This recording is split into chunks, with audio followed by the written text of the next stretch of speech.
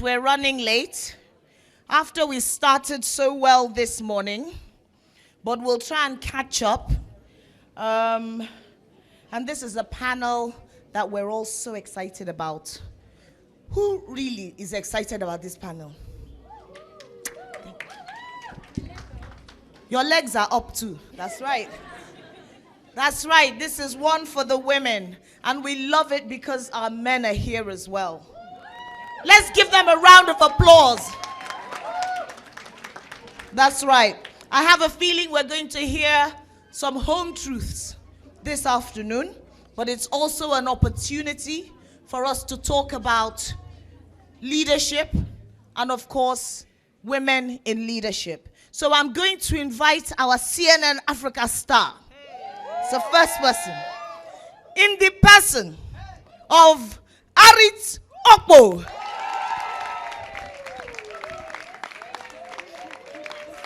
She's the face of CNN Africa, going to be doing that. Look at that. And we got her here. She's here at Kaba Fest. Make sure you put all of us on CNN. And another person who was here with us last year, and she kind of just left us gasping for more. She works with the MacArthur Foundation. She blew me away.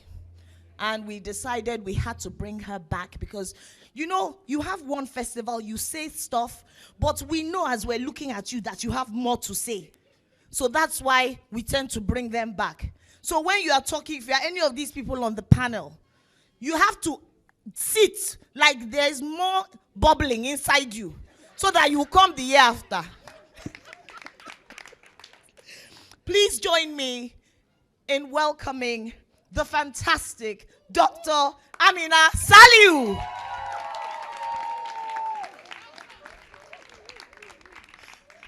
So we have a newbie, and she's young, and she's from Southern Kaduna, and we're so excited, especially because that's where some of our very talented dancers come from.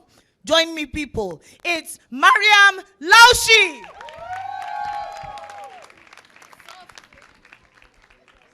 So we invited the deputy governor because we were thinking, if we're going to talk about women in leadership, who better to have on our panel than the deputy governor of Kaduna State? Kaduna should be proud. Kaduna State should be proud of being one of the few states in Nigeria where there's a where the deputy governor is a woman. That really does mean a lot and says a lot about this state. Especially because she's not just there for window dressing. That's what we do in the Southwest. We just put them there, you know? She's the real deal. So she was here with us yesterday. Did you see her? Yeah, she opened the festival. And I don't know, I just felt, she told me about how she had to do a few things. And I thought, should I remind her that she's supposed to be here today? And then I thought, no, we'll just, let's just leave her. We're very honored by her presence. So what I've got is a big treat. Somebody is going to take her place. And where is she? Fati? Look at, how could I miss? Fatima, Uma, lawyer, activist, feminist, all of the aboveist. Please test your mics. Yeah. Thank you. Hello, everybody. Hello. Hello, everybody. You know that after LS has hyped you like this, but it's really great to be here, and I think we're going to have a really awesome conversation. I'm really excited about the caliber of conversation I believe we're going to have. And I'm just going to tell you first a little bit more about our wonderful panelists. Should I call you Mimi? Yeah. Okay. So Mimi, social media.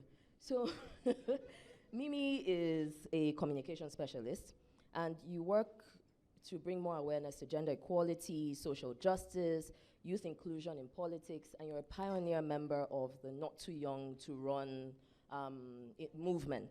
So can we give her a round of applause? The first thing about Fatima I want us to notice is that there's a, yes, so she's a Ribena lover. That's exactly. But she's also a very insightful presence on social media. She's the creator of the Divorce Diaries. She's the future governor of Adamawa State. Yes. And in addition to being senior program officer at the MacArthur Foundation Africa office, Amina is a consultant, she's a farmer, she's a feminist, and she was a gender technical team member for the review of the National Gender Policy of 2006. So before we start, in the words I don't think I'll ever forget, I would like us to establish a baseline. Yes? How many women do we think are in leadership, in governance in Northern Nigeria? And I don't have these numbers, so can anybody give me a rough idea? Or just hazard a guess? I can tell you that there are no women in the Sokoto State. This is not one. Yeah. So, yeah. So, can we have a number? Does anybody want to hazard a number? Yes, but less than 3% of how many? Exactly. So we don't have these numbers. I'm going to ask us some questions, and then you just raise your hand in response. So how many of us think that women in leadership in Northern Nigeria is good? No, okay, let me put it this way. How many of you think that the situation with women in governance in Northern Nigeria is good? You think it's good so far? Okay. How many of you think it's okay, it's getting better? How many of you think, okay. How many of you think it's bad, it's getting worse? Okay, all right. So with that established, Amina, let's start with you.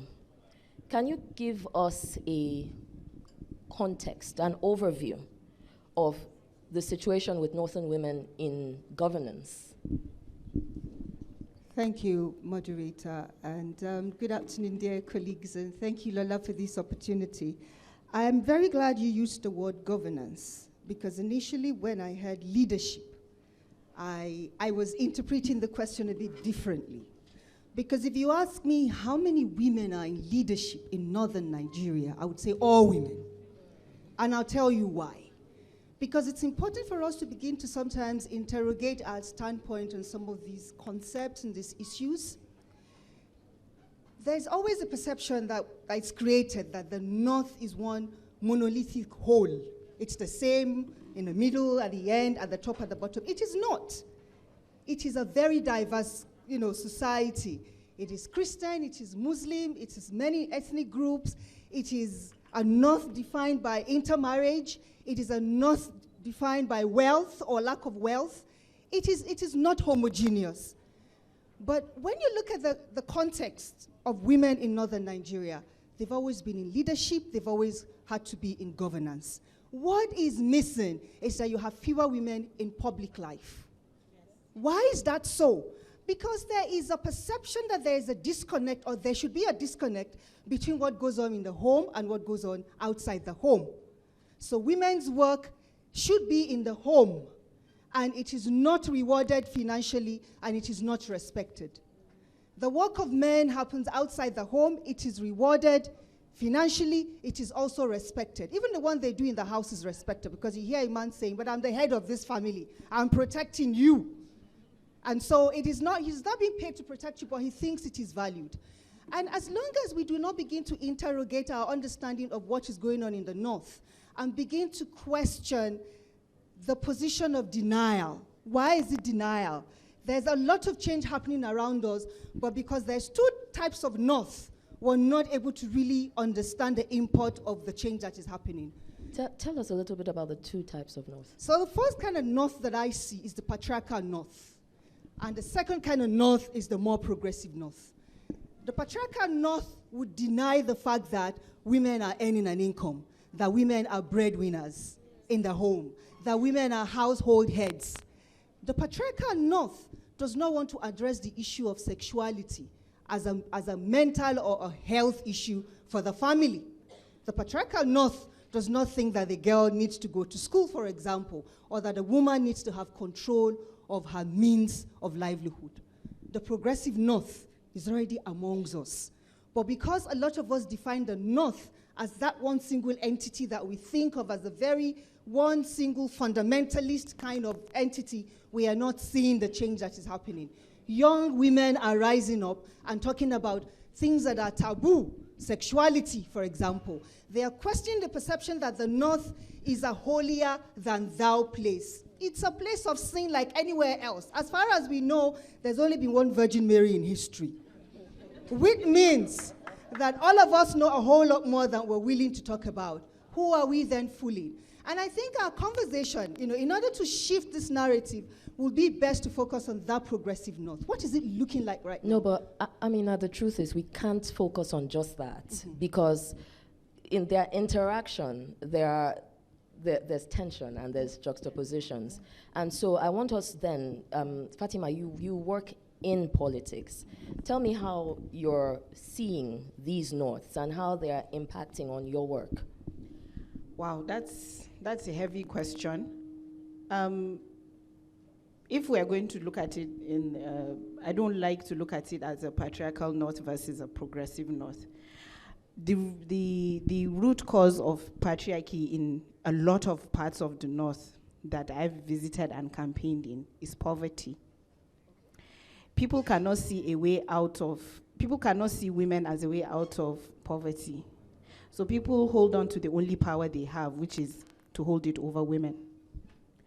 Now, like you rightly said, there's tension between progressive North and patriarchal North. And those of us in the progressive North have to be careful about the way we approach things.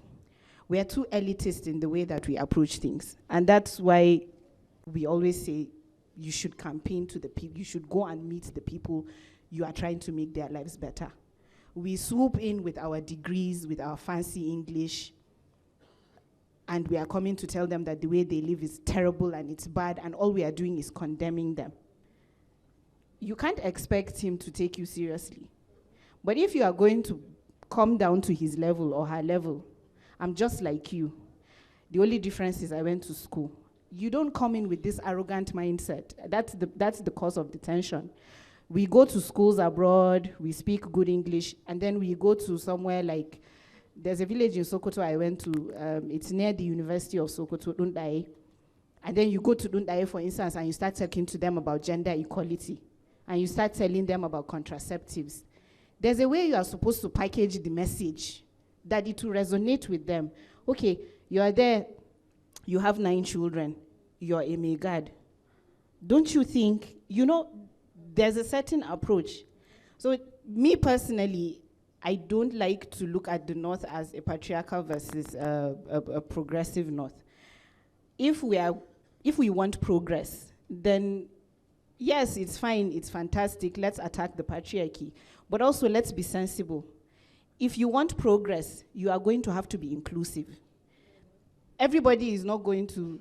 Okay, well, to answer, let me not ramble on. I like to talk. No, but that was an excellent point about being inclusive. Yeah, and I'm going to ask you something Let about me it. not ramble on because, well, as everybody knows, I like to talk. I talk for a living. But to answer your question, when I joined politics, like maybe in 2011, 2012, the perception was, this girl, your trouble is too much.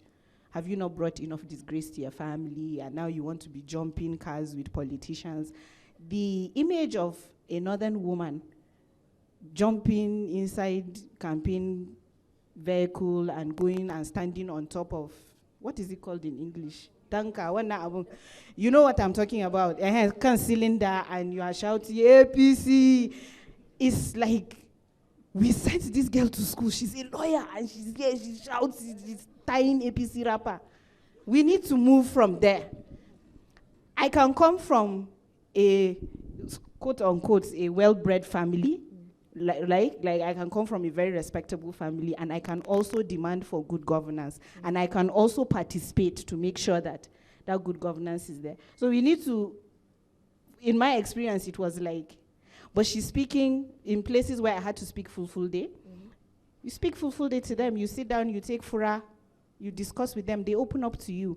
But if you are coming with your nice degree, they are going to antagonize you because, of course, there's also that There's economic. Yes, there's an economic inequality there already. And they're already seeing you as the enemy because everybody hates politicians in Nigeria. Right? So, for me, it has impacted my work because it has made me more sensitive to the way I need to package my message to whoever it is I'm trying to get to see that patriarchy kills not only women but also society as well. That's a very great point. Yes, it's okay to clap. Now, Mimi, a lot of your work now centers around creating a youth-driven approach to politics. To what extent are you able then to incorporate these conversations about patriarchy and progressiveness and, class, socioeconomic divides? To what extent are you able to incorporate that into the work that you're doing? It's really difficult because, like Zara mentioned, for me, I think the most important place where you can begin to do shift that thinking is in the family unit. And I tell you, in almost every Northern woman's life, they're going to tell her, why are you out there on the... I had a picture in 2014, 2015, we were doing the, we were like campaigning for Erifai to win the elections, Governor Erifai, and I had a cap and it had his name on it. I posted it on Facebook, and so many people called my father, like, oh, wow, so your daughter is in this thing. And I'm like, yep. I talked with my father, and he agreed, and he encouraged me, and my mother as well. So that family unit is the most important thing that you can happen for a young Northern woman, because no matter what is outside, even if you make political parties inclusive and you make all those spaces inclusive, unless within the family people who have the power to make decisions for her life are able to encourage her to come out into those spaces, it will probably never happen. So within religious institutions as well as the family unit, those things matter. So talking about gender equality, like I worked for an organization called Purple, and what we did was we did a magazine in Hausa that just, instead of just telling people like focus on gender equality, we talked to them about like, oh, your relationships, who makes the decisions in your relationships. So it's important for women to be able to make their own decisions from inside relationships, from inside the family. And when you do that, it makes it easier that if you have interest in the political space that you can join in. We did some research and we found that a lot of women were interested in politics, but they couldn't join in because they're like, oh, I'm gonna stay in the back, but if there's another Northern woman who wants to go in, I will encourage her, I'll support her, but it just can't be me. Can I ask you really quickly, because you're from Kaduna, you're from Southern Kaduna. So I'm actually not. Okay. I'm from Adamawa State. My mother is from Borno, but I grew up in Kaduna, so like I'm a Kaduna girl through and through, yeah. Okay. Do you think that there is a difference in what you're presenting now for Christian women, for Muslim women, or is it more of a cultural thing as opposed to a religious thing? Wow, so I'm a Northern Christian, which is not, we were just having this discussion. There aren't a lot of Northern Christian women who are, in the public scene as much as others, because we are a minority in the north of Nigeria. So what I've realized is that our culture is almost the same thing, just because we are Northerners, and there's no separation between, well, there are differences, but once you put Northern Christian women and Northern Muslim women in a space, you may not even be able to tell the difference. So in my church, for example, I've actually brought in like conversations about young women in politics. I've brought in conversations about feminism within the church, but then it's a Northern Nigerian church, which means we still have to cover our hair, and we still have to, there are still all those, issues that surround it, but it's largely cultural. In my experience, it's largely cultural. And you find that even if you go down to like the Southwest, there are Yoruba women that are Muslims and many are Christians, but they have a slightly more progressive environment for the women, and it's not because of their religion, because they cut across both as well. It's just their culture is slightly more progressive. So the Northern Nigerian culture is kind of intertwined. It's intertwined in that sense that we all share the same values and cultures. And like Zara said, sometimes like she can have more in common with me as a Christian because we're both from Adamawa State than from someone else from another state who is a Muslim like her. From the same town. Yes. Okay, so I'm going to talk a little bit more about that. But I wanted to ask, because we're identifying things like, again, patriarchy, progressiveness, socioeconomic qualifiers, culture.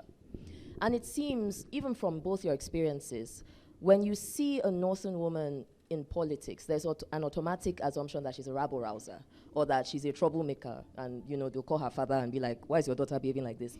Is there a space in politics for a conservative woman? Honestly speaking, not our best case scenario. Well, but a good question to ask nonetheless, and to say that perception of a woman being in the wrong place when she's in politics is not just a northern thing. It's anywhere that a woman has dared to be different. And that is why I had to make that distinction at the start, because we can have conversations around methodology, which is what I hear my sister Fatima talk about, which is very important, the how of it. We should have that conversation. But we've got to be clear about the theories behind these things and why we are where we are. So, is it by accident that we have just one woman in the Kaduna State House of Assembly? Is it by accident that we don't even have any in Sokoto or Zamfara, for example? It is not. It is not by accident. It's by design. Because socialization has taught women to be a certain way, not to have voice. And that is the greatest poverty in Northern Nigeria. It is not the economic poverty, it's the poverty of voice. So, when you say, therefore, Arif, that would a conservative woman stand a better chance? What is conservatism? What is conservative to someone can be very radical to another person. So here I am, Fatima and I, we've got our hijab on. Someone is going to tell us we're not Muslim enough. You know that, don't you? Yes. Someone can come in wearing a burqa, and they're going to say she's not Muslim enough because she doesn't have a niqab on. So you can only see the teeny-weeny slits, that kind of thing. So you've also got to ask yourself, who is defining who? And who is making the rest of us the other? It is that creation of the other that we need to be very careful about, because even we ourselves, as progressive as we think we are, there are times when we also create others within the others. And that leads to more discrimination and does not take us anywhere. So it depends on the society. If a woman is accepted in her society as who she is, she stands a better chance of going further. Yes, but we exist across the country, constantly being edited. Mm-hmm. So it's a very good way to put it. So what's the step? I would like you to answer that as well. I want to add a comment about this conservative. Okay. The truth is, all right. The truth is, I'll be generous. I'm the big sister here. I'm sorry. You have to appear somewhat conservative for northern communities to accept you. If I go into a community and I've gone to places in Sokoto where it's a village just to interview people, women that cannot leave their house unless their husband gives them permission to leave the house. You can't enter that community without wrapping your veil around you. There's a certain level of, even the respect that you get sometimes comes with the level of how you present yourself as conservative. People will disrespect you when they think that you have maybe some kind of liberal, aspect to your personality. That's what I've experienced, at least. And you're probably not wrong. Sorry, my sis. Can I seize back the mic? Lola did warn everyone, yeah? So, if you were to dress in a certain way, it depends yet again on the mindset of the people you're going to meet and the context in which you find yourself and society's acceptance of who you are. So if you were in the medical field, people would understand if you were to wear your shirt, like I'm dressed. They'll say, well, her profession demands it. But if you were a woman running your own business, there's certain other standards. Like you said, moderator, we're always being edited. And I think it's an awareness of how that editing happens in very subtle and nuanced ways that I think should be the focus of this narrative, so that we begin to understand what the indicators are. No one will tell you not to run if you want to run for office, but they're going to ask you the question, why aren't you thinking of doing something else? Or you're having an interview with the media, and they're asking you who's going to do the school runs. Are you asking my husband that question? But and this is again coming back to, we know, we want to. So you're presenting in certain communities. You know that if I'm going into this community and I want to be listened to, not only do I have to be very conscious of how I look, but I must know my language must be adapted. In understanding those, and it's very tied to what Ellis was talking about yesterday, do we then say this is the norm, and for us to make progress, we will shape shift just a little? Conform. Or do we say, you know what, we're going to start from the beginning and burn this thing down. Then whatever is left, we start from there. Wait, first. Novice, please. Sorry. Siba, I mean, I'm upset because it's 2019. Yeah. And for God's sake, we are still talking about whether we are allowed to even exist in a political space. Do you know who votes? Now they vote. Why are we even having a discussion about how we should present? Because that is not important. Because we are not even seeing. Wait first. Wait now. No, wait. Make I finish. Let me moderator's privilege. Hold on. I'm coming. What But we should can't be say it's talking not about. realistic. No, I understand that. But I'm also saying that why are we constantly, okay, the editors, should we take it? Just because you see me, I'm packaged with yellow skin, I'm dressed the way I am, you've made your assumptions about me. I am under no obligation to behave, to tailor to your assumptions. I don't owe you that, first of all. Second of all, we are talking about women in leadership, Abi. So, nobody is going to give me the leadership because I'm a yellow girl. I will have to take it. And the number one thing for leadership is what? Respect. If my colleagues do not respect me, in fact, if they don't even see me as a human being to start with, I can cover from here till Afghanistan. I will not get it. No, it's true. Do you think, for instance, I can only speak on behalf of my party, the All Progressives Congress. Do you honestly think that the women in my party have made, like we've moved so fast because we sat down and pandered to somebody's illusions or fantasies about who we were? No, we didn't. Yes, I'm going to wear my abaya, I'm going to wear my makeup, I'm going to wear my short skirt, whatever I want to wear, but you are going to respect me as a colleague because I put in the work. And you can edit me all you like. I am under no obligation to fit your editing. So you push, let's just stop this thing. Wow. May I Wow. just say... I hear you. And 1 second. And right. I understand your frustration because it is frustrating that at this point, and we see it's not just about women in leadership. We see it in every sphere of existence where we want to be talking about progress, but we're also still trying to negotiate the boundaries within which we work. And I like what you're saying about they will respect me. But we also exist in a place where politics is still very much a men's game. And there is very much a sense of, I'm giving you this position. So we now have a wave of young women who do not care, you know. Do you think, Mimi, and Fatima, I see you holding your mic. I wanted to just say that if you come to somebody and your position is always to negotiate, wallahi tallahi, you will continue negotiating till the end of time. Okay. Yes, okay, but if you come, wait now. If you come, no, because when we talk about, I was telling you this afternoon, when we talk about women in leadership, okay, you want to do the leadership, like Ellen said, they will just carry one fine woman and give her gilly and say she's the deputy governor. Are you bringing any value, or are you there negotiating for your space? But if you are bringing value, your space, they are creating ministries for women to run. You are telling me I should negotiate. Why? Good. So, Mimi, thank you for this. Yes. Mimi, with this, like, as a foundation, how do you think young women are, I don't know whether the question I should ask you is, what do you think young women should do? Or how do you think young women should start out from a foundation of building networks, building strength, consolidating? So as Zara was talking, I admire that Zara is that radical other northern woman who goes out and she's fighting for it.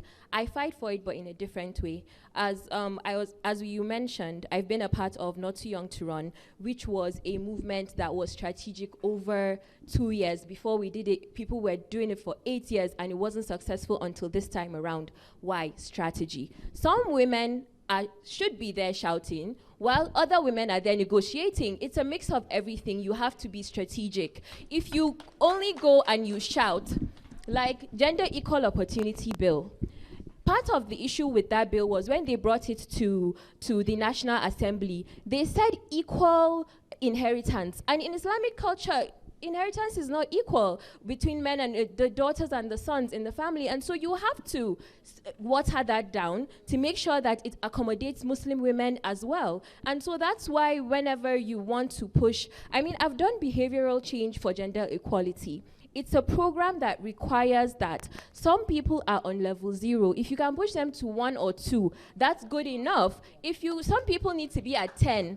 Maybe I'm at a 9. I have to understand that some people are at 0, and I cannot force them to come to 9 with me. And so it's a strategic thing that requires not just people should be shouting. People like Zara can go and fight for it. Some people can be on the street chanting for it. Some people can be in the office negotiating for it. It's a bunch of different things. I think for young women, it's about social consciousness and understanding of who you are and the power that you can hold. You need to begin to understand these things. That's why this conversation is important. If we are having a conversation and there are women in the audience, young women in the audience who feel maybe I can participate in the political space, they can just go and join a party. You can just go and learn the little things. You can just go and do advocacy, learn about policy and things like that. And in small ways, these things can add up until you get to a point where you would have grown and So you'll be able play to the take long that game. Yes, the long game. Yes. No, I mean, I'm watching your face. I don't know wahala at No, all. and I'm watching, I really want to know what you're thinking. All right. So, this is the theory of change in Nigeria. Throw everything at it, chip away at the block, keep demanding for change, but change will only happen in incremental steps. Unless we're all ready to go in the trenches and do a revolution. It's only going to happen in incremental steps. What it means, therefore, is that you have to be like that general. It's not about the size of your arsenal. That's not what wins a battle. It's about the way you deploy your tools. And deploying your tools should be a function of the issue. And again, that context is always queen. It's always queen. And you've got to be aware of that context. If you're a young person running for office, for example, you want to build experience. You want to invest your social capital. You want to know who is gone before me and what can I learn from them. You want to find mentors. Of course, when your mentors become your tormentor, you part ways. It happens sometimes, which often happens. Well, so Fatima says. I think she has that experience. So, if you're in a political party, and we say this to a lot of our women, you cannot just be about making up the numbers. You've got to be able to contribute content. So the argument is it's about quantity, yes, it's also about quality. So if you're there, what difference are you making? What analysis are you bringing? If they're all making contributions, you've got to make your contribution because you have chosen that field. If you're going to talk to somebody who is not lettered, who is in the community, again, like Fatima said, the approach has to be different. Because, you know, their worldview is different. But we know that at the end of the day, we are all women. So I would not say be very militant or do not be very militant, probably because I have the hindsight of age and experience on my side. I would say that you have to weigh the situation, but you have to contribute your own bit. And there's no one situation that is the same. You always have to weigh and you always have to be strategic. I really like. First, how many more minutes do I have? It's gone. Okay. Thank you, Marlon Jibo. I really like. No, we have 1 hour, but I also wanted us to have audience questions. I like what I'm seeing here, where we have, Fatima, who's in the trenches. You're fighting. You're in your face. You guys are not going to ignore me. We have Mimi, who is we're strategizing from behind, we're providing support, we're paving, and then I'm listening to you and you're giving us a very clear strategy and advice, and this is beautiful. And this is something that men have that they take for granted. Yeah. So where many of the women who are going into politics, you're literally an outlier. Absolutely. And you have one or two options. Either, like I said, start fire and whatever is remaining after the fire is out, we take it from there. Or you take a step, and then you take a step. How can women build networks where strategy and energy and support connect? Because one person can't do it. You need to create those networks. How can women create these networks and make things happen? Yes. And then Mimi, you also, and then once we both talk, then we'll have audience questions. So for me, it's easy. For me, in my experience, it has been easy to build networks because I make sure I show up. One question before you go. Do you feel you have more of an understanding of politics than the average woman? Or more of an experience or exposure to politics? I'm really curious about that. I don't want to brag. But you know. I mean, I've been involved in 2 successful presidential campaigns, 2 successful gubernatorial campaigns. I have 9 senators that were elected. I mean, I'm not your miss. Okay, serious face now. Okay. Please forgive me, it's the Ribena.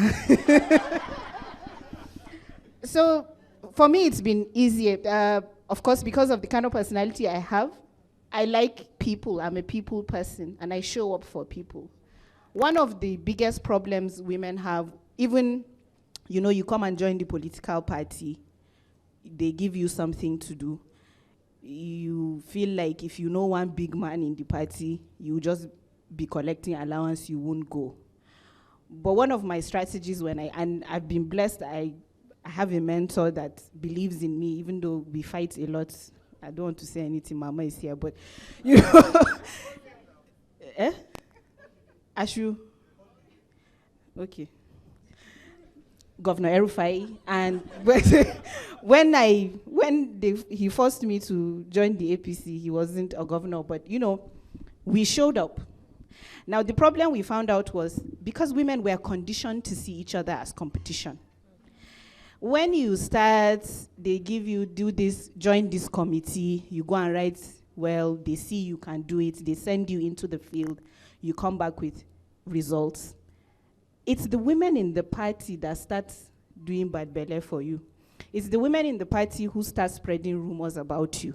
It's the women in the party who start saying, you self, like, are you the only one? But no one is seeing that, and there's a disconnect between those of us who are younger women, and then there are those who have been, like, they've been women in politics, but nobody can really say this is what they've done. Like, everybody knows one of those. She has been in politics since maybe the days of SDP, NRC. She's an elder, but she has nothing to show for it. And then you come. And, unfortunately, we are young, so our blood is hot, So the things that they will say, so they won't go, they want to just go and collect contract. I don't want the contract. I'm playing a long game. So I'm playing a long game that maybe in 10, 15 years, I will be the governor of Adamawa State and nobody can come and tell me nonsense. But when you refuse to support your own, who disagree, and you carry it as personal beef, it drives competent women away from the conversation. Because if I am confident in myself, I am not insecure, why would I come and be dragging with you because of political party? You see how it is. So it's not just the fact that there are systemic barriers to us participating in the political process and of course being part of leadership positions. It's also us dragging each other down. So if, for instance, now we were crying, we need more ministers, we need more ministers. There are people that are saying, why should so-and-so be made a minister? What did she do? You understand? Like publicly saying it. So if you're on the outside and you want to join, you'll be like, you don't have the stomach for these things. You don't have the stomach for all this intrigue. And let me tell you, if you demand a space and you work for it, you will even forget that you are a woman when some things are happening. I was telling you this morning, when we were campaigning, someone took a picture of me hanging outside the window of, with my El-Rufai cap and PMBT shirts, and I was hanging outside the window of a car, and I was doing 4+4, and someone took the picture and sent to my mother. See what your child has become. Yes. And my mother said, well, that's what she has decided to do. If she falls down, they'll take her to the hospital. And then, you know, when you do those things, people stop seeing you as a woman. There's no special treatment. That's basically what I'm trying to say. We are the ones who refuse to celebrate our own. If I didn't get the minister, even though maybe I campaigned better than the person who got the minister, I shouldn't be angry. I shouldn't be upset, right? I should be happy that one of us won. Because we are so marginalized, we are so out of the space that, like she said, if we're at 0 and we get to 3, alhamdulillah, you know? So for me, even if we are the ones who are shouting, we are the ones who are saying, get involved, we also need at ourselves. Are we supporting women who disagree with us? And some of us, I don't want to say this, but I have to. Some of us have a God complex. Like, I'm the one who is so and so. So I have to be the only one. So any other woman, I see her as a threat. Men don't see each other as threats. And when they see each other as threats, they contain those threats by diverting the person's attention to something productive that will not disturb them. Not that you go and cause problems for someone that's just trying to do her bits. Men, yes, can do some kind of things, let me just say. But yes, my question was about networking and creating support systems. And I want you to...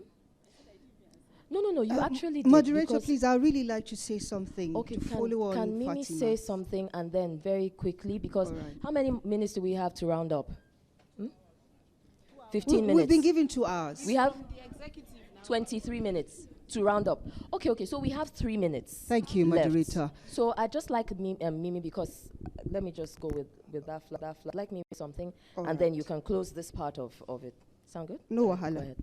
Okay, so I mean, when it comes to networking, I think that we also need to look beyond female support. We need to look at how to collaborate with men as well. Men form half of the society, and can I ask you? Yes. Just as you're going, how do you collaborate with men? And I'm not asking this. I'm honestly asking. Yes. Where there is a system that already tokenizes you. So how do you collaborate without being a token? So you build relationships. Zara mentioned her mentor is a man. My mentor is a man as well. So when you begin to create those relationships, because it's not every single man that you will find that is against the women coming in. There are men who actually do support women. And so when you build relationships with those people and get some of that support from them, it helps, because there are certain situations where it's the man that can support you to push through a certain barrier that you're not able to go into on your own. They already have access. They're already there. And so I think that it's important to build those relationships with the men as well, to have those conversations with them so that they also feel like part of the conversation. And so it's for everyone's benefit, not just, people feel like it's women are trying to get over men. People need to understand that it needs to be a collaboration. And so I think in terms of networking, yes, it's important that women support women. It's important that men also support women, and we all work on building our relationships. Politics is an art of all those relationships that come together. And so if you want to be a woman in politics leading, then it's really important for you to be able to build, yes, on every single aspect, whether it's in the community, in the government, in the office, in every sense, you just build as many valuable relationships, not just to know the person, but to have a relationship that makes sense and connects in what you're trying to do. I really like that we're looking at strategy. We're looking at the long game. You're not doing this for next year. You're doing it for next 10, 20 years. Please, Amina, go ahead. Right. Thank you.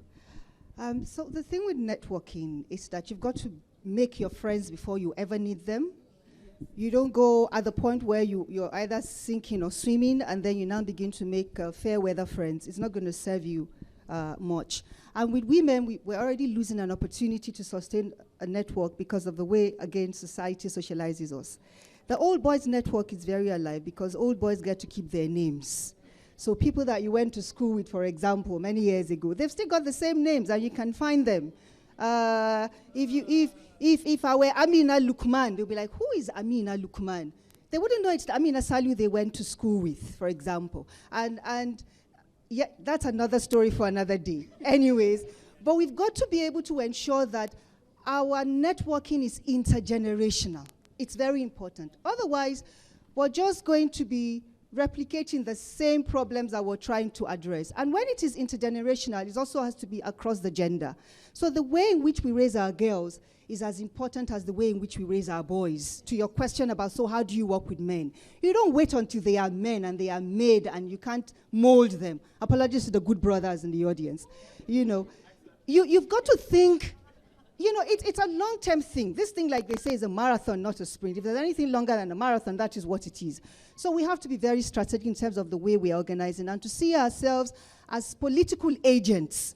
It's not only when you pick up a card and say, I'm a card-carrying member of a political party that you're playing politics. Every day of our lives, we are playing politics. And you're playing politics in the context where your voice is minoritized, you yourself are respected enough, and people don't think you matter.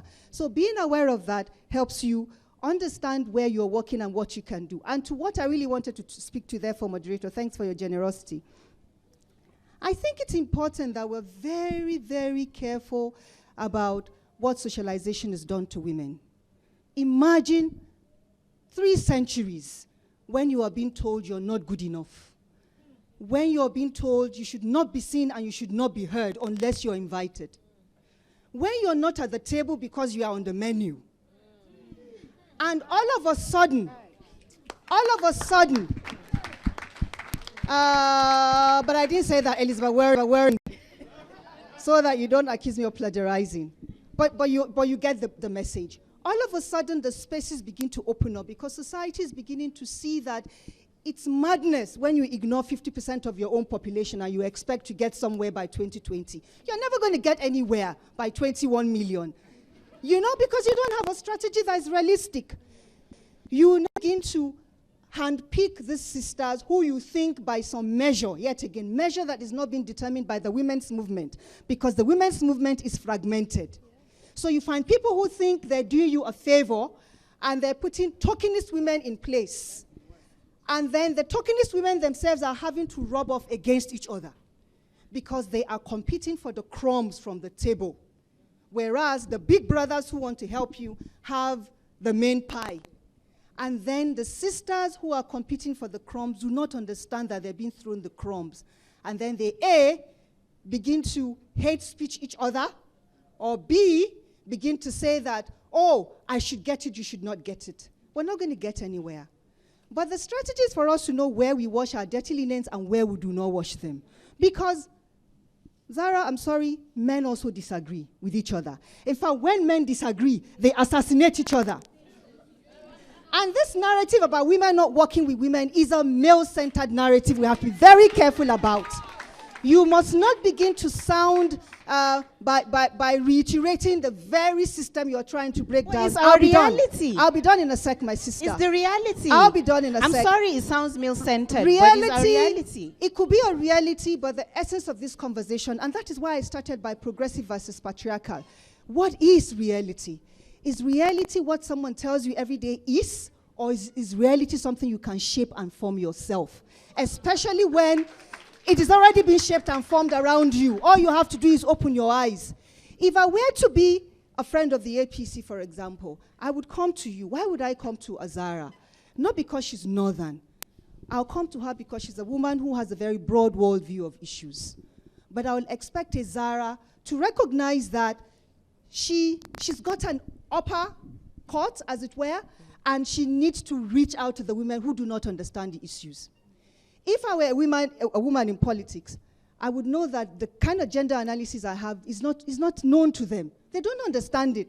So, like you rightly observed, my starting point will be sub-zero. Not out of disrespect, but out of strategy. Because I must respect the experience that every woman comes with. If you're saying that they have been there for many years and you have not seen their contribution, already you have a mindset that will make you lose the value of working with those women. Maybe you have a different set of experience, which is absolutely valid, and maybe they also have a different set of experience that's very valid. My challenge to women in partisan politics is that we need to ensure that political parties begin to have critical thinking way before elections. Spaces where you can engage, you can debate, knowledge can be shared, not just in the three. I'm sorry, I'll round up very soon. 30 seconds. And yes, 30 seconds. And part of what we learned is that sometimes the enemies are within from the political parties in terms of the way power is structured. Sometimes the enemies are also without. And we have to make that connection and see that, look, politics can also be qualitative. After all, it's about impacting the lives of the majority of citizens, not about who gets what. Thank you for your generosity. Thank you so much. Okay, so before I'm going to see, like this. If we're asking questions, even if we're making comments, I would like us to be respectful, let me put it that way, respectful of the fact that other people would also like to speak. We have about 15 minutes, which means we can only probably take about maybe five questions. But if you're respectful of other people, we can do more. So please be concise, straight to the point. My mother used to be a principal. LS is my mentor. I will manifest. You understand? Yes. So do we have a... Okay, all right. Yes. So just a quick question. Thank you so much. Ms. Sally, I'm sorry. Sorry, you mentioned something about incremental change, that the change will not happen immediately. How do we create that balance between being currently at sub-zero and we are going to maybe number 10?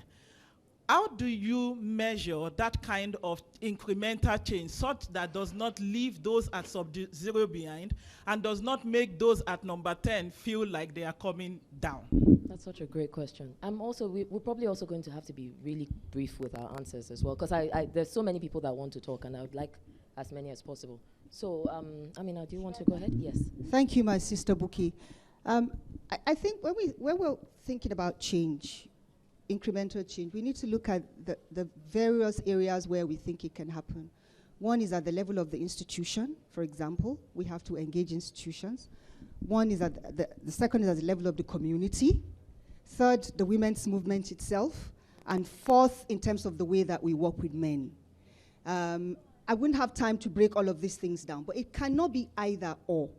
We need to find the minimum common denominator, first of all, that allows us to form a women's movement that can be enduring, that can agree that these are the basic minimum indicators for which we are going to engage.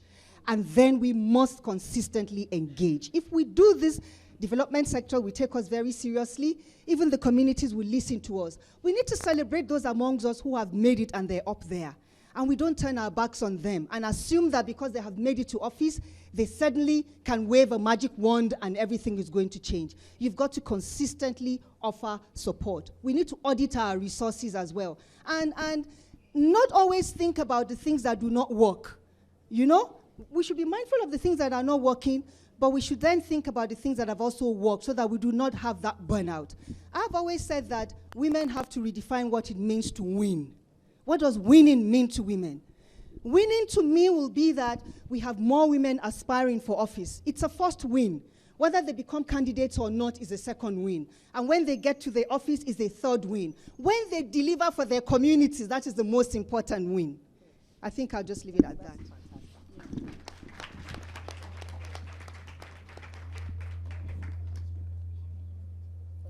Okay, good afternoon. My name is Kehinde. Mine is more of a comment than a question. And it was about when you asked the question of how do we create network. I've come to discover that a lot of time when we're having conversations that are gender-based, we tend to forget that at some points there are some things that has nothing to do with gender. Yes. Creating contacts or creating a network has the same element irrespective of whether you're a woman or you're a man. And we need to take the time, you understand, to understand what it is that we want and how do we create this network irrespective of whether. So it's when we get there, when we're creating the network, that we start to look out for, who supports my cause, who doesn't support my cause? How do I get this person to understand this cause? How do I get this person? So at some point, we need to, leave the gender out of it and, continue to follow the elements. Actually, gender does play into networking because, like she mentioned, actually, men already have their groups where they support each other and they have a strong network that is hard to infiltrate. As a woman, even the participation that you are required to have as a minimum to enter the political space and build those networks, there are already barriers there.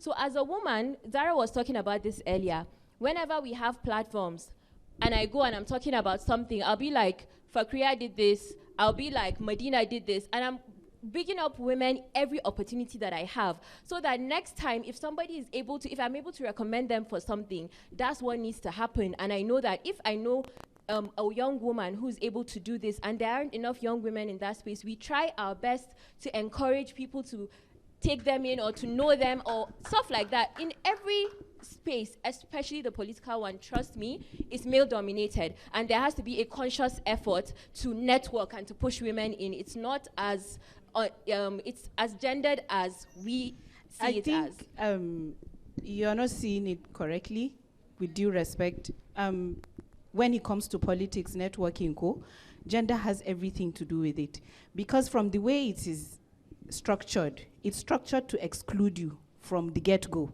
That is why people have meetings at 2 a.m. Because they know, yes, I was telling you, it's structured to exclude you. So for some of us that have sort of just entered the gate, we are still at the gatesman's house, we haven't made it even to the boys' quarters. It's because we had powerful men backing us. That's why we have mouths like this. Because, yes, because if it was just for me, only me, Zara, the only thing they will see is, that's a nice package you have.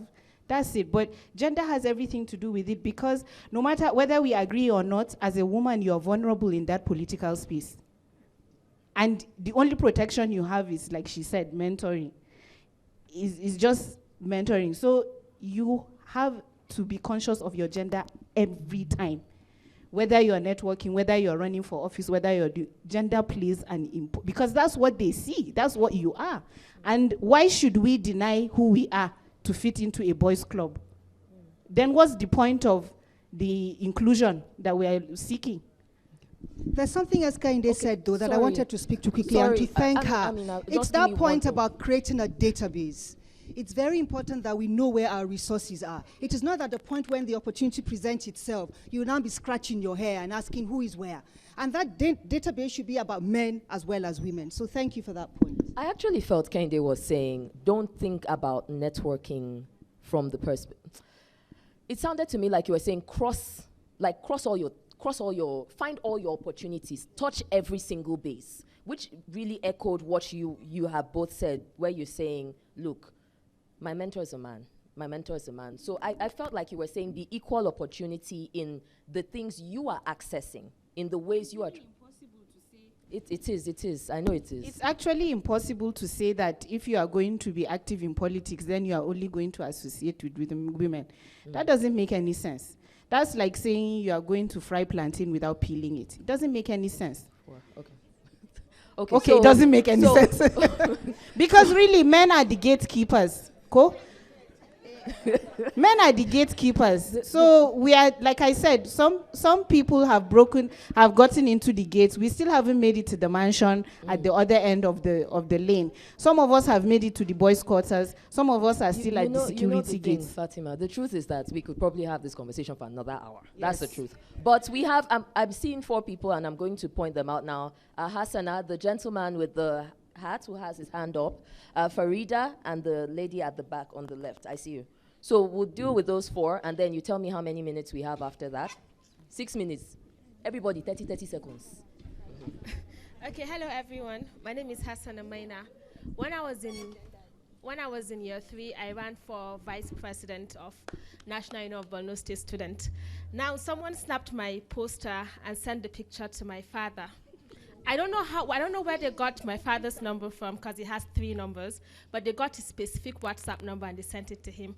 And my dad called me and he was like, hey, little girl, do you need more money for posters? Yeah. Now, I'm trying to understand where Mariam Loshi is coming from, and also Fatima. It's important that we have supportive parents. But I'm also asking for those young people that want to create change and they don't have that support. What would they do? Because I have a lot of friends that don't have that support at all. Yes, so I've come across many like young girls who are in that exact same situation. They want to do more, but because the family says you can't, it's hard for them. So for me, I always advise young girls or young women to take advantage of every single small thing you can take advantage of. If you have a brother that is hanging around, you can actually get him to be the one to bring you out. So if you need to go out or do certain things, you can always use your brother as an excuse and you guys go do your political stuff together. You have to be smart. You can use WhatsApp, join social political groups, WhatsApp groups, begin to have those conversations, because I was just talking about in Zamfara. In Zamfara, a woman is not even allowed to put her picture on her poster. So if you are campaigning, how do people even know what you look like? So those are some of the things that are realities for many, many people. Yes, even hijab, because I met a candidate who was she was going for deputy governor in Zamfara State. Wow. She wasn't allowed to put her picture anywhere. What she was doing was she would send guys to take her message. She would send men a message to campaign for her in certain places that she couldn't even enter herself. So I think it's just a point of, the truth is there are many people who don't have the privilege that we do to freely participate in the political space. For me, I just think if you can use WhatsApp, you can use social media, you can use relatives, try your best to do, even if it's just a little bit, because we are at a stage where it's just low right now and it can be built upon. So in small ways. Okay. Good afternoon. My name is Abubakar Ivuti. I would like to differ on what Zara said concerning patriarchy. Over 200, there were less than 30 boys. But throughout my 4 years in school, every time the president of the department happens to be a man.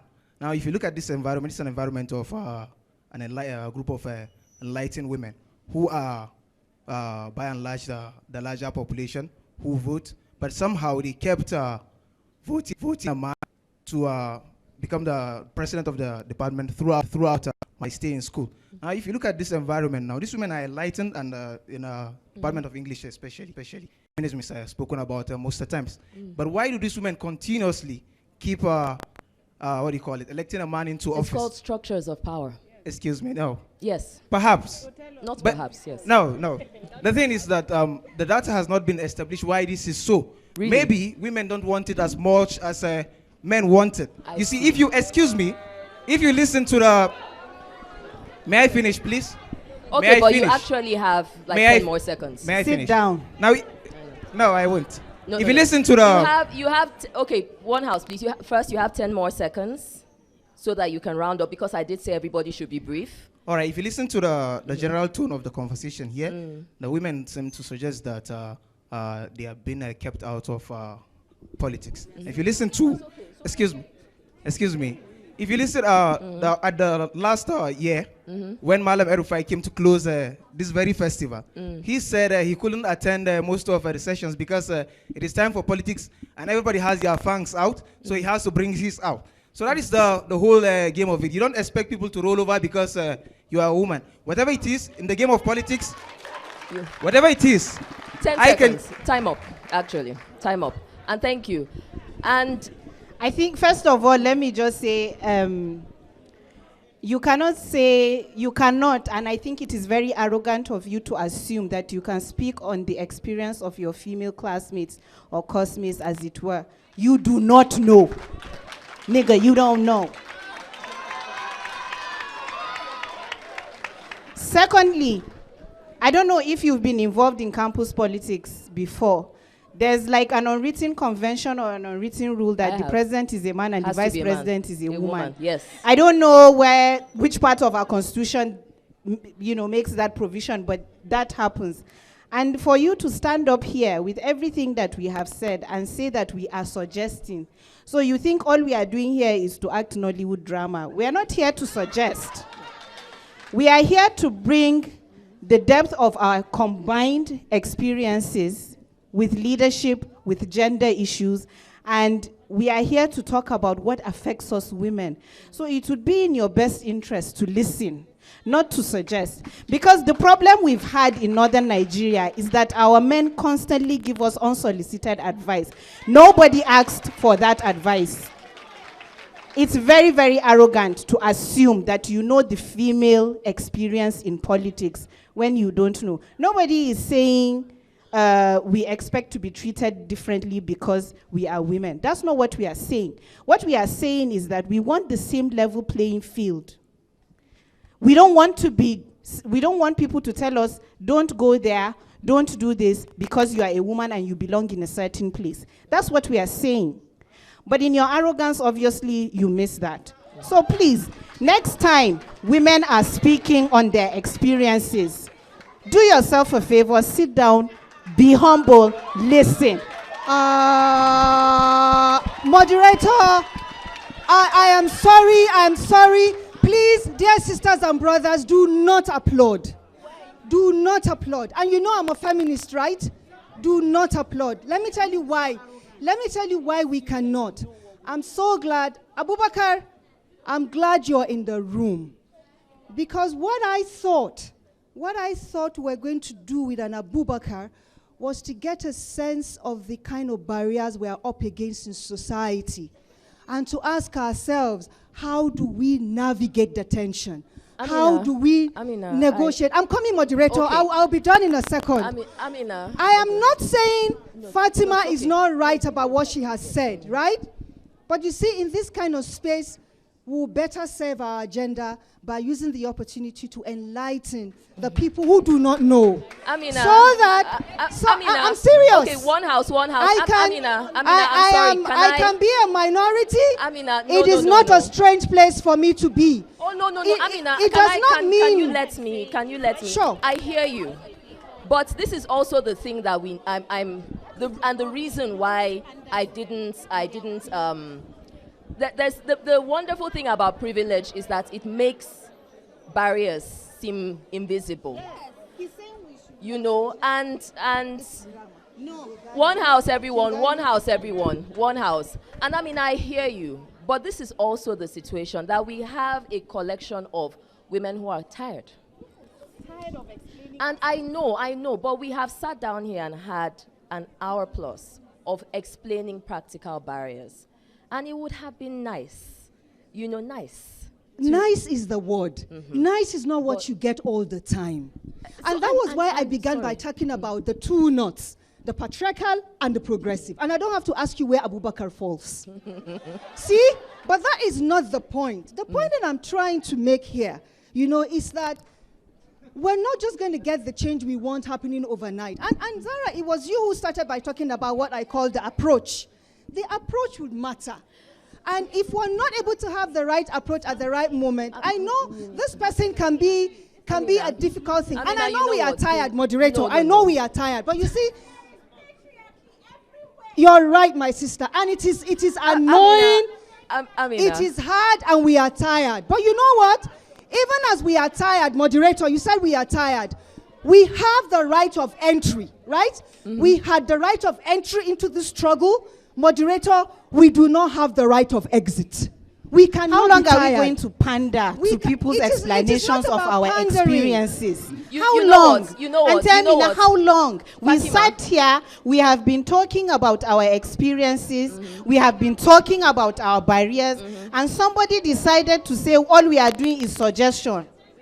You know what? Why can't I speak about my experience? Do you think Abubakar would have spoken to me like that if I was a man? No. And you're right. Of course not. No. You are right. I have a right. You are right to exist in the political space, and I have a right to refuse to explain myself to somebody who refuses to understand that I'm facing real barriers. And I'm with you on that. Yes. But my point is, and it goes back to what the moderator had asked earlier, if you want to go far, you had better have the strategies that allow you go far. And both of the sisters on this panel have been saying that. Let me give an example. Please, with your permission, 1 minute. No, I'm very sorry. I want to give an example my permission of something I'm doing right now. Conclude. I'm not going to speak after now. I will not speak after now. We're actually done. Okay. So I would like, Now, this is something that would interest you. I promise you, my sister, it would interest you. Please. 3 months ago, we began to think differently about sexual violence in this country. It's something that will interest you. Why were we thinking differently about sexual violence? It's been made very invisible. Nobody assumes it exists. Fakria is here, and I'm sure she's going to be talking more about it later.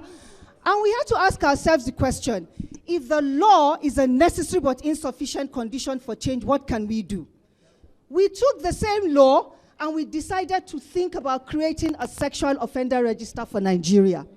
A sexual offender register that will be a digital register that people who want to employ other people can go on it and search before they employ, that you can go and report someone on.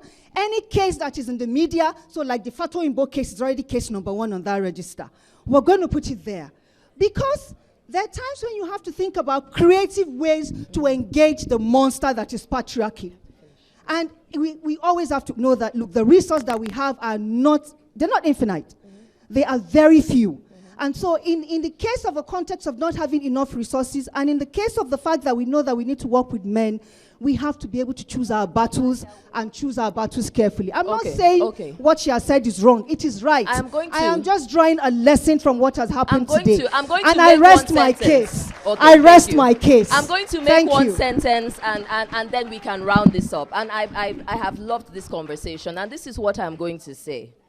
That if we have space for gentlemen to stand up and express their opinions, then we have space for women to respond. And whatever response the women give is valid. Thank you so much. I wish we could have had more questions, but our time is honestly up. But thank you so much for your time, for your attention. I hope this was good. Thank you. You can go back to the same side. And, your phone.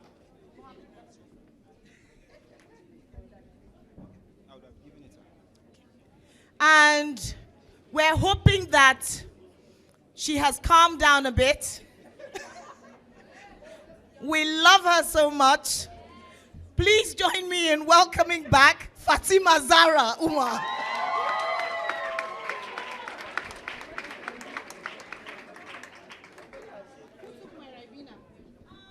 And lastly, many of you have heard of the Arewa Me Too movement. See, it's only the girls that are going, yes. Have the guys not heard about it? Huh? It's okay, don't worry. But this has been an important movement. It's been very important, I think, for the whole of Nigeria. This isn't even just about Northern Nigeria. The truth is, we need a Yoruba Me Too movement. We need an Igbo Me Too movement. Urobo? Yes, Steve Me Too movement. Nigeria YouTube? What? Me Too movement. Yes. Please join me in welcoming Fakria Hashim.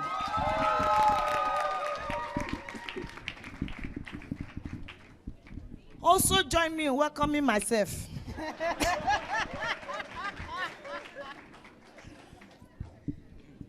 So do I have a regular mic? Oh, how does it feel to sit down finally? Don't worry, you're the one who's going to do all the work.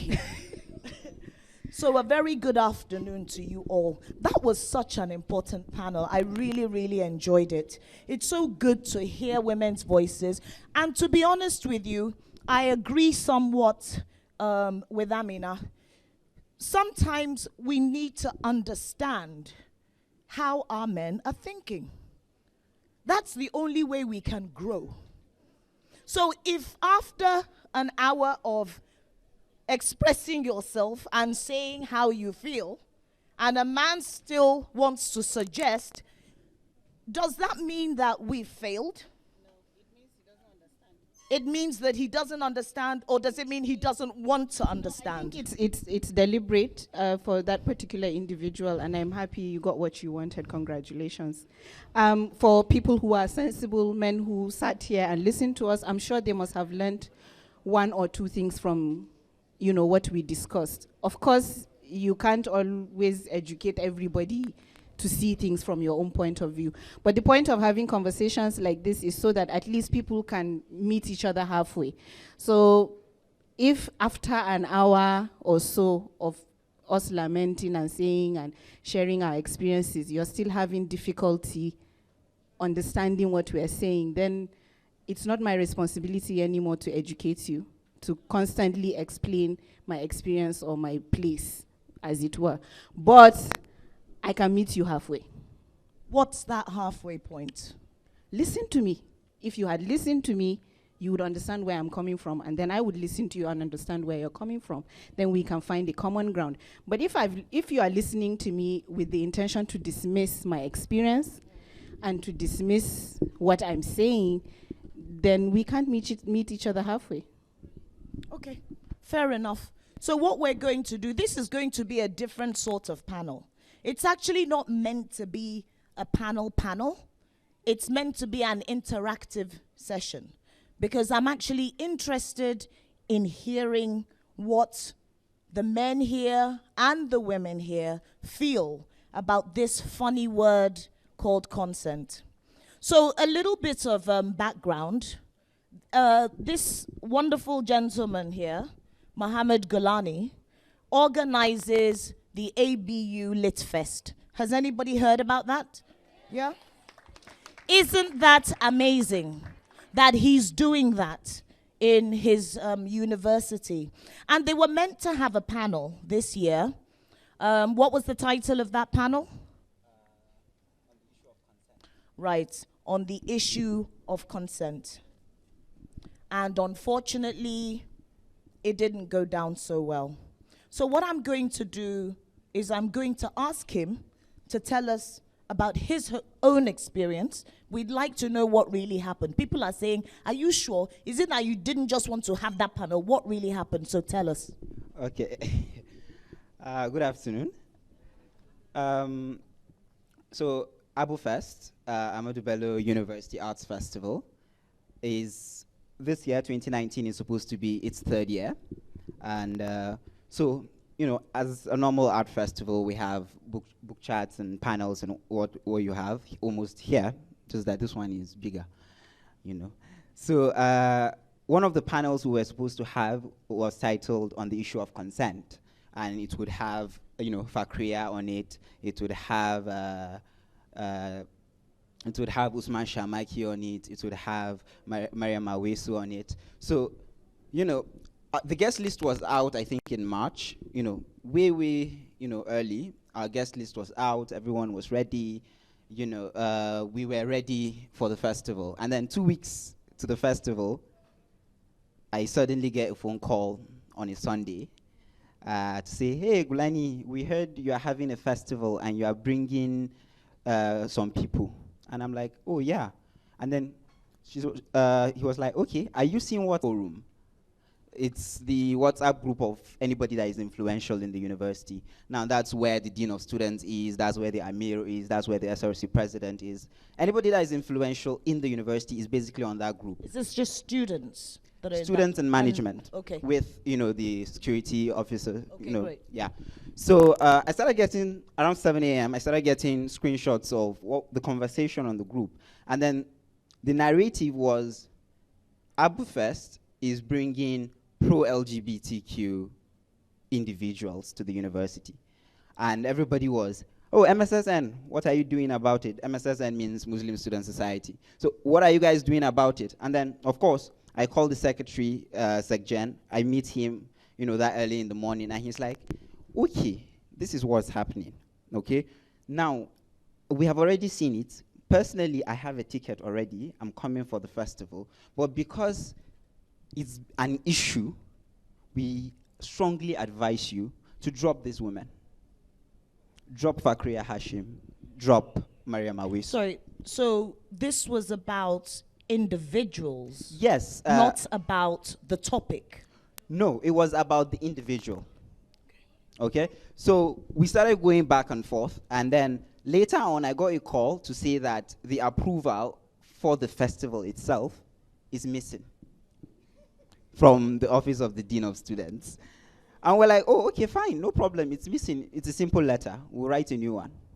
So we wrote a new letter, and then my team took it. I was in Jigawa. My team took it, and he was like, okay, I've seen everything happening. If you want me to approve this festival, drop these girls. And we're like, oh, fine, no problem. It's a simple issue. You don't want the girls to also confirm to me that these girls will not come. And I'm like, it's an art festival, that's one. It's a federal university, that's two. These are Nigerian citizens. You cannot deny them into a federal institution. And of course, we're not going to give you that guarantee. Okay? If you want us to drop them on the panel, it's not an issue. But they will come to the festival. If they want. Exactly. They would come to the festival. So we started going back and forth. Now, another thing is, it's a festival, okay? We're not doing it from our pockets. We have sponsors, we have partners, we have other guests. And then, you know, tremendous support from sponsors and partners say, look, you don't drop these girls. If you drop them, we're not funding you. Some of my guests say, there is no point, because I remember TJ Benson, you know, who were doing TJ Benson's book, We Won't Fade Into Darkness. TJ Benson called and said, I'm supposed to do a writing workshop, and I'm going to teach individuality. So how do I teach individuality at a festival where individuals are not allowed to be there? And so I loved what TJ said. We, a whole lot of planning. And then some of our guests said, look, if you drop them, I will not come to your festival, and I will not support you. So we went through Twitter. A whole lot was happening on social media. A lot of people had very diverse opinions. But for us as a festival, it was not about the individual. Now, the festival does not care. If you like, be whatever you want to be. That's not our issue. Our issue is we're inviting you to come and speak about sexual abuse. That is the issue. Now, the university has made it look like the discussion on sexual abuse, we don't want it. That was the message we got from all of this. We do not want this discussion.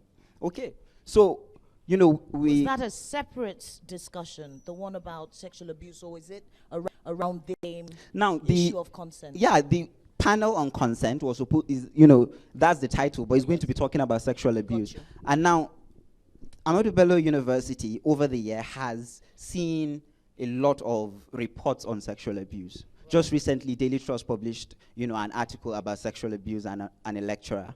Then we have, some over the year, a student was said to have been a repeater of sexual abuse, and people knew and people kept quiet.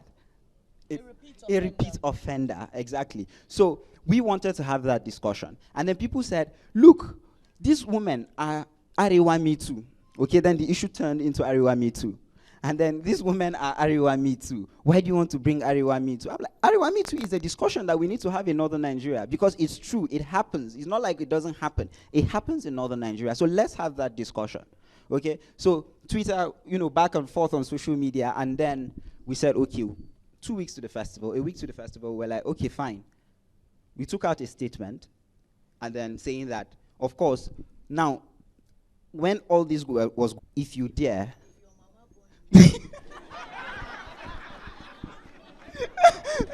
Let me translate. If your mama born you well, do it, make we see. You have people coming to say, fine, you want to have them. We will be at the festival, and we will disrupt it. And then I loved Fakria made a tweet about, come out with your placards if you want, but we're going to be there. And so a lot of people say, you see it on social media, people say, we will disrupt it. You see, phone calls, people say, look, let's not do this and all. We felt that, look, since the university as a whole, now, one of the things we understood was that the university has allowed an association to be more powerful than the Dean of Student Affairs. Okay, now there are two sides of the coin. In a way, it's a good thing. Okay, when you want to be the conservative, person, and you say, oh, of course, MSSN. It's a university of 50,000 undergraduate students, and then over, more than 30,000 are Muslims. Of course, you would expect MSSN to be the most, influential association. But then for the Dean of Student Affairs, for us to see him saying, look, MSSN does not want it, let's not do it. Now, let's understand that ABU has that history. I got to understand that in 2003, let me call it a concert was supposed to happen on campus. But then all of a sudden, MSSN said we would not have it. Now, this was MSSN and SRC. Now, SRC is the student body. And then what happened? About 100 students came and sat on the stage. And that concert did not happen. So with that kind of history, we said, look, for us, it is not safe to bring these individuals here. And we would not be doing that. So fine, let's postpone the festival till further notice. And then on our statement, it read, of course, Abu Fest is Arewa Me Too. And then also that became another controversy. Why would Abu Fest be Arewa Me Too?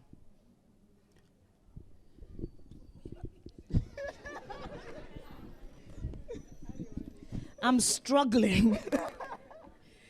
I think I'm struggling because it started, I don't even know how within the four walls of a university, we've got to the point where the point of view of an individual is not respected, or the whole validity of it has been eroded. But let me ask you, Fakria, what is it about what you say that has struck fear? Sorry, in the hearts before she answers? Yeah. Sorry. Before she answers, now I don't know if we remember now the whole genesis of everything. Do we remember this tweet from Amina J. Mohammed about human rights, inclusion, LGBTQ? Now, Fakria, you and Mariam Awisu, in a way, decided to support, on Twitter, just, hey, look, what this woman is saying is, whether you are lesbian or gay or whatever, you're still a human being. And so, of course, human right also applies to you. But then that was what everybody took and said they were pro-LGBTQ.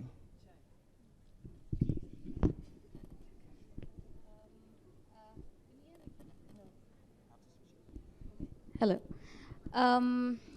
So, Arewa Me Too, was very accidental for me. So it was just a tweet in support of a young girl that had garnered the courage to come out in a society that would most certainly attack her, to talk about, things we deem condemnable. So when you talk about being in a relationship out of marriage, that's one. When you talk about certain places that you were, when you talk about a guy cornering you in, and beating you up, what took you there? So, that happened, and the reason why Arewa Me Too turned out to get so much backlash is because it took a political turn. Please explain.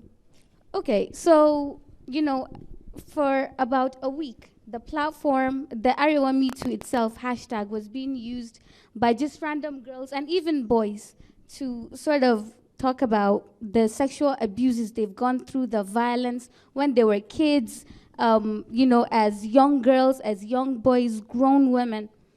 So, and then there were a series of people that would come into our DMs and, mention a name or two. And there were quite a few names that were being mentioned, but one specific name stood out because it was being called over and over again.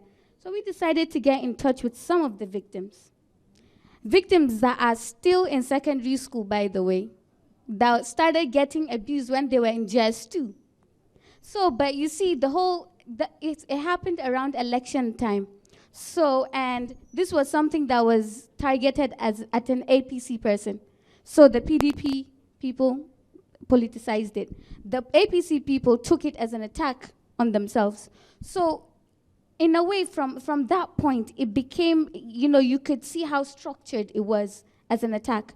Mariam Awaisu had a caption on her bio on Twitter, says gay, which means happy, right?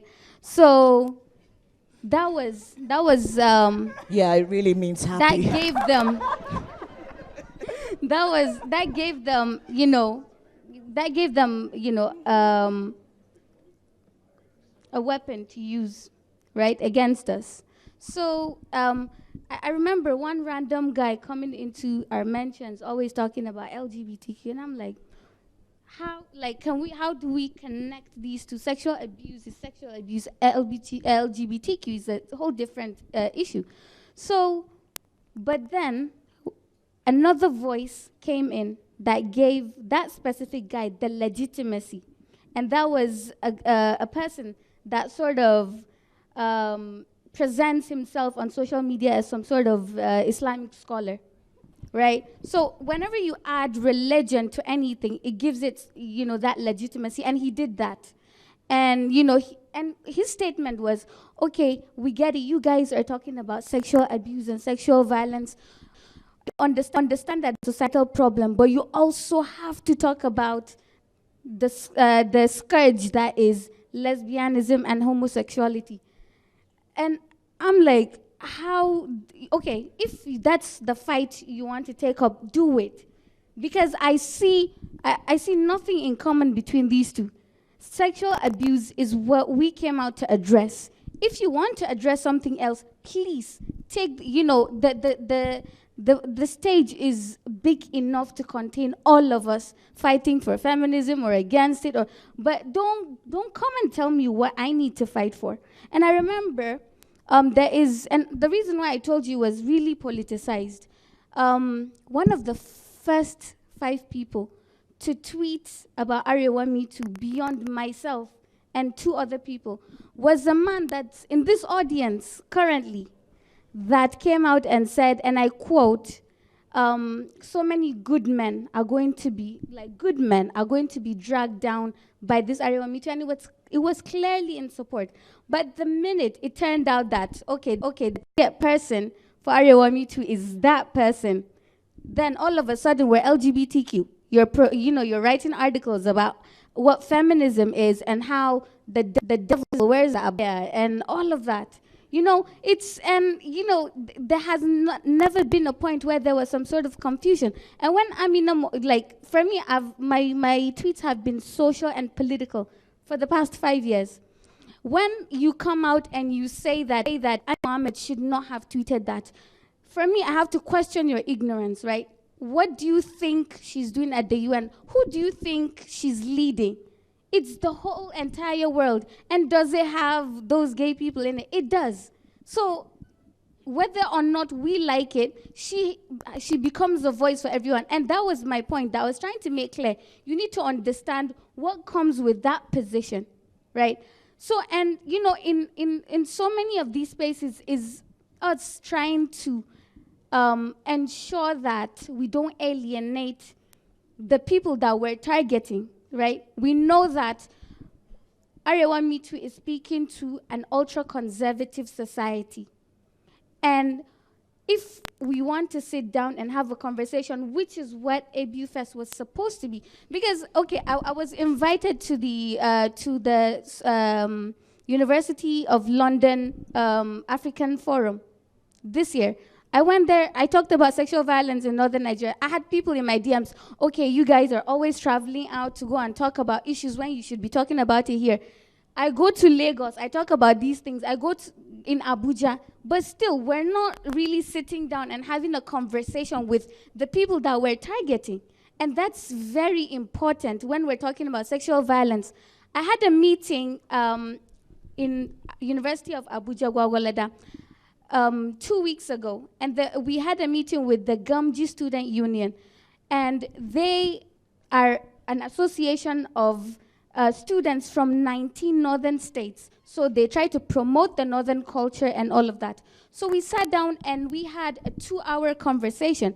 And what I got from that is they do not understand, what sexual violence is. They know that rape is bad, but they do not understand the degrees to it. And that's not very uncommon.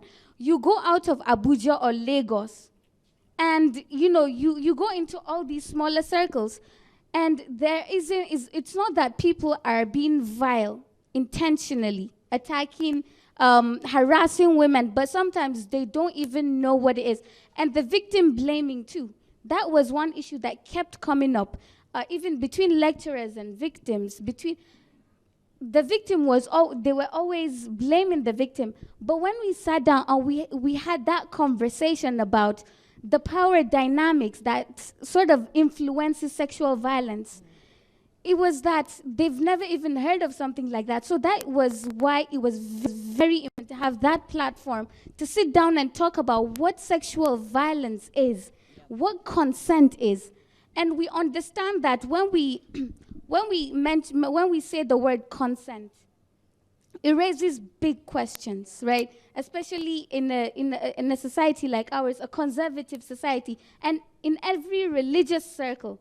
But hold on, because I'm going to come back to that. Okay. But I want to ask Fatima, when we're talking about conservative societies, I mean, one would think that that would be the sort of society that would support a movement against sexual violence. I mean, it just doesn't seem to compute. Well, societies aren't just one thing. You can't say that because the North has presented itself as conservative, that there are certain across board, any Northerner would condemn rape, for instance. It's abominable. It's not something that's encouraged. You know, we don't have a culture that encourages rape. But the problem, like she mentioned, is there are so many other dynamics to sexual violence that's outside the act itself. Dynamics like power. You know, someone once said everything in life is about sex except sex. Sex is about power. And for women, we have been the powerless. So if it's your issue, there's a tendency to dismiss it, and then there's a tendency to put the onus of proof on your head. So you said your uncle raped you. Did you go to his room? What were you doing in the boys' quarters? What were you wearing? So on a societal level, there's no encouragement of rape. Northern society condemns rape in line with conservative values. In line with our conservative values, the only sexual relations that should happen are between a man and his wife. Anything outside that, Northern society doesn't want to hear it. But that doesn't mean that it doesn't happen. You know, whether consensual or coerced, it happens.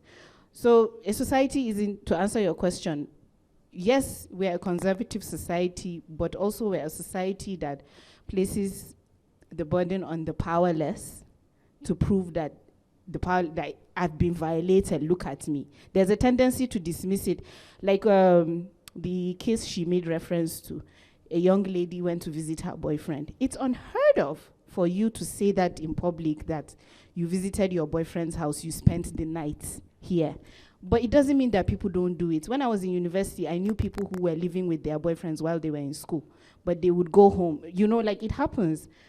But the first thing that will come to mind, and these things take on learning, okay, because you've been conditioned to see it like that. So the first thing that will come to mind is, what was she doing in his house at midnight? She said he beat her early in the. What was she doing in his house first? So why did she spend the night? Nobody. So you are shifting focus from the violation to what was she doing there. Now the conversation will completely change. That is the problem with having like conservative values, because it doesn't allow you to see the different ways that things could happen. Do you, Farkia, do you think there's like a concerted effort to conflate, I mean, to just lump all these issues together? Perhaps that was done to discredit you. Is that what happened? Absolutely. So in a society like ours, that if there's one that you can find unanimously on, it's the LGBTQ, right? So the minute you paint anything with that brush, whether or not people have ever heard of Arewa Me Too, they're going to hate that thing. Whether or not people have ever seen me tweet or ever seen me talk or whatever, you tell them that this is what I stand for, and I have some hidden agenda, and I'm not actually fighting against sexual violence, they're going to despise me. And that's exactly what happened. And it's a narrative they continue to push. So a great percentage of, the attacks that have been coming our way, I realize that they belong in that category of people that, well, they have seen a few tweets of mine around elections, but they've never come across anything around sexual violence. So, but, if this is what she's advocating for, she's trying to destroy the social fabric of our society. So we cancel her, right? And then you have that few people that create the agenda. They understand it. They know, the scourge of sexual violence and how perversive it's become in our society, or it has been. Because it's not something that started yesterday or 10 years ago. It's just something we don't really talk about, right? So, and, you have the section of people that sit on that table because a lot of men have violated women in different ways. Some of them, some of them have been blatant. Some of these assaults have been something like, oh, I spanked her ass, or I groped her, or something that, 5 years ago, we ourselves, women, didn't understand that we were being assaulted, yeah? So, but there are a lot of men that have been assaulting women for so long. And, it's been normalized because this specific guy, a lot of his friends know what he does. You take his picture to this Kaduna secondary school, they know his face. They just know that he uses different names, but that's where he poaches girls. And it's not just him. And he has not lost most of his friends because of that, because we don't see sexual violence as a huge crime, right? Yeah. We need to be clear, right? Yeah. Sexual violence, of course, sexual assault. There are kind of subtle differences. Yeah. And they're all evil, but there is a spectrum. So we have, rape, and we have things, as you mentioned, like groping women, feeling that you can spank them, and things like that. But I'll tell you something that happened to me 3 nights ago. We went out looking for balangu, as you do when you come to Kaduna.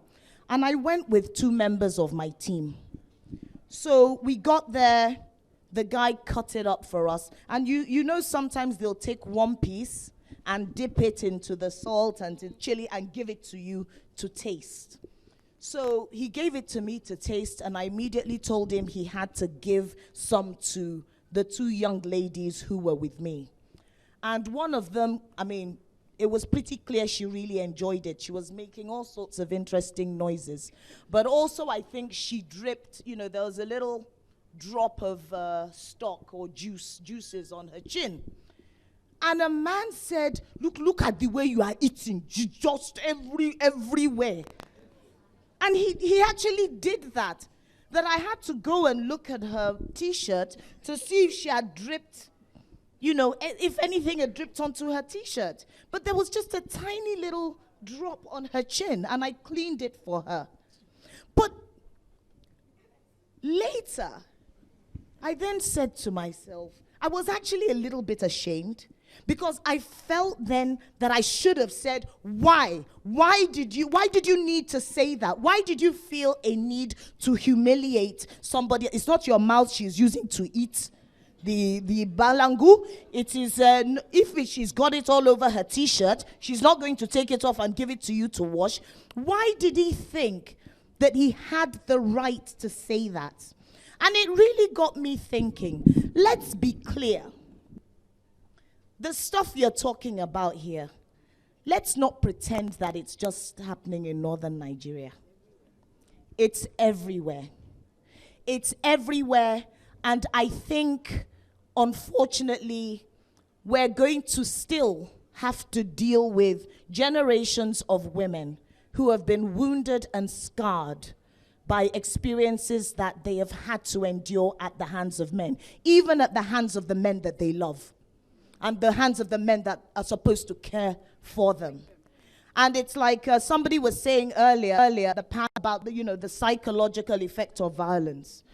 Women are traumatized in this country.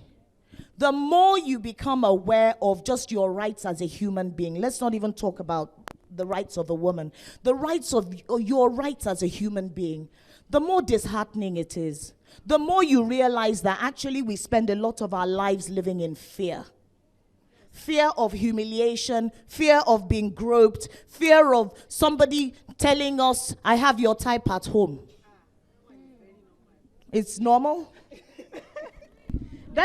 Please, if you are a woman in this room, please raise up your hand if you've had, I didn't even finish talking there. If you've had that experience of I have your type at home, from somebody that obviously does not have your type at home. Okay, let's do the other thing. Put your hand up, a man who has said that to a woman. Fear Just God. admit it. Fear Admit God. it.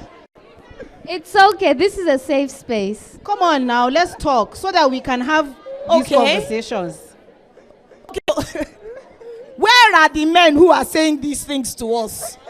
They're clearly not in the room. I think, like what you were saying, we can laugh about it, but shouldn't we be worried that every single woman has similar experience existing in the public space with someone? I have your type at home. Shouldn't we be worried?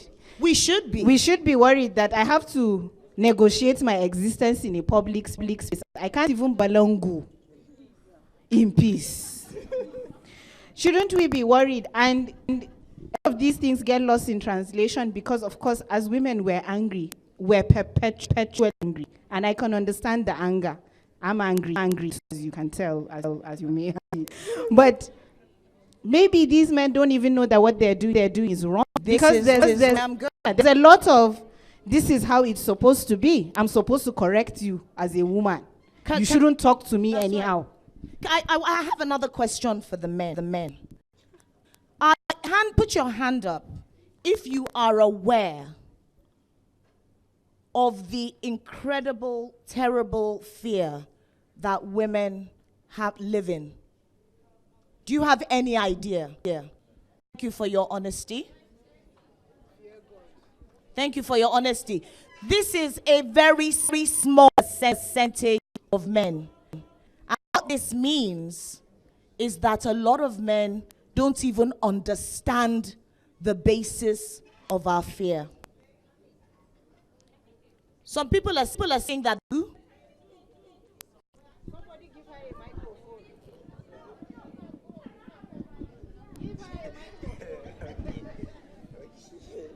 Lola, what I'm saying is, the men do. I do not believe there is such a thing as speaking truth to power. When we were having the earlier conversation, there was a thing about reality. People in power create their reality. And the reality is very different from how the rest of us should live, how our humanity should be respected. The men in this room know. Because if by the time you are a 2-year-old boy, you understand that you have power over a 2-year-old girl. So there is no ignorance among the men. When they feel like, today I feel bad, they can enact power over a woman. They are not going to admit it.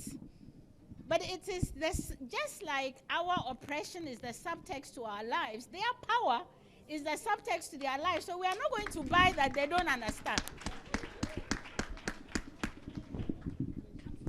Kina, I hear you. Okay, I hear you. I'd like to say just this. A moment. I hear you. Okay, let me just. Because sometimes I want more men to speak, to be honest with you. I think we lump all men together. We do this categorical thinking.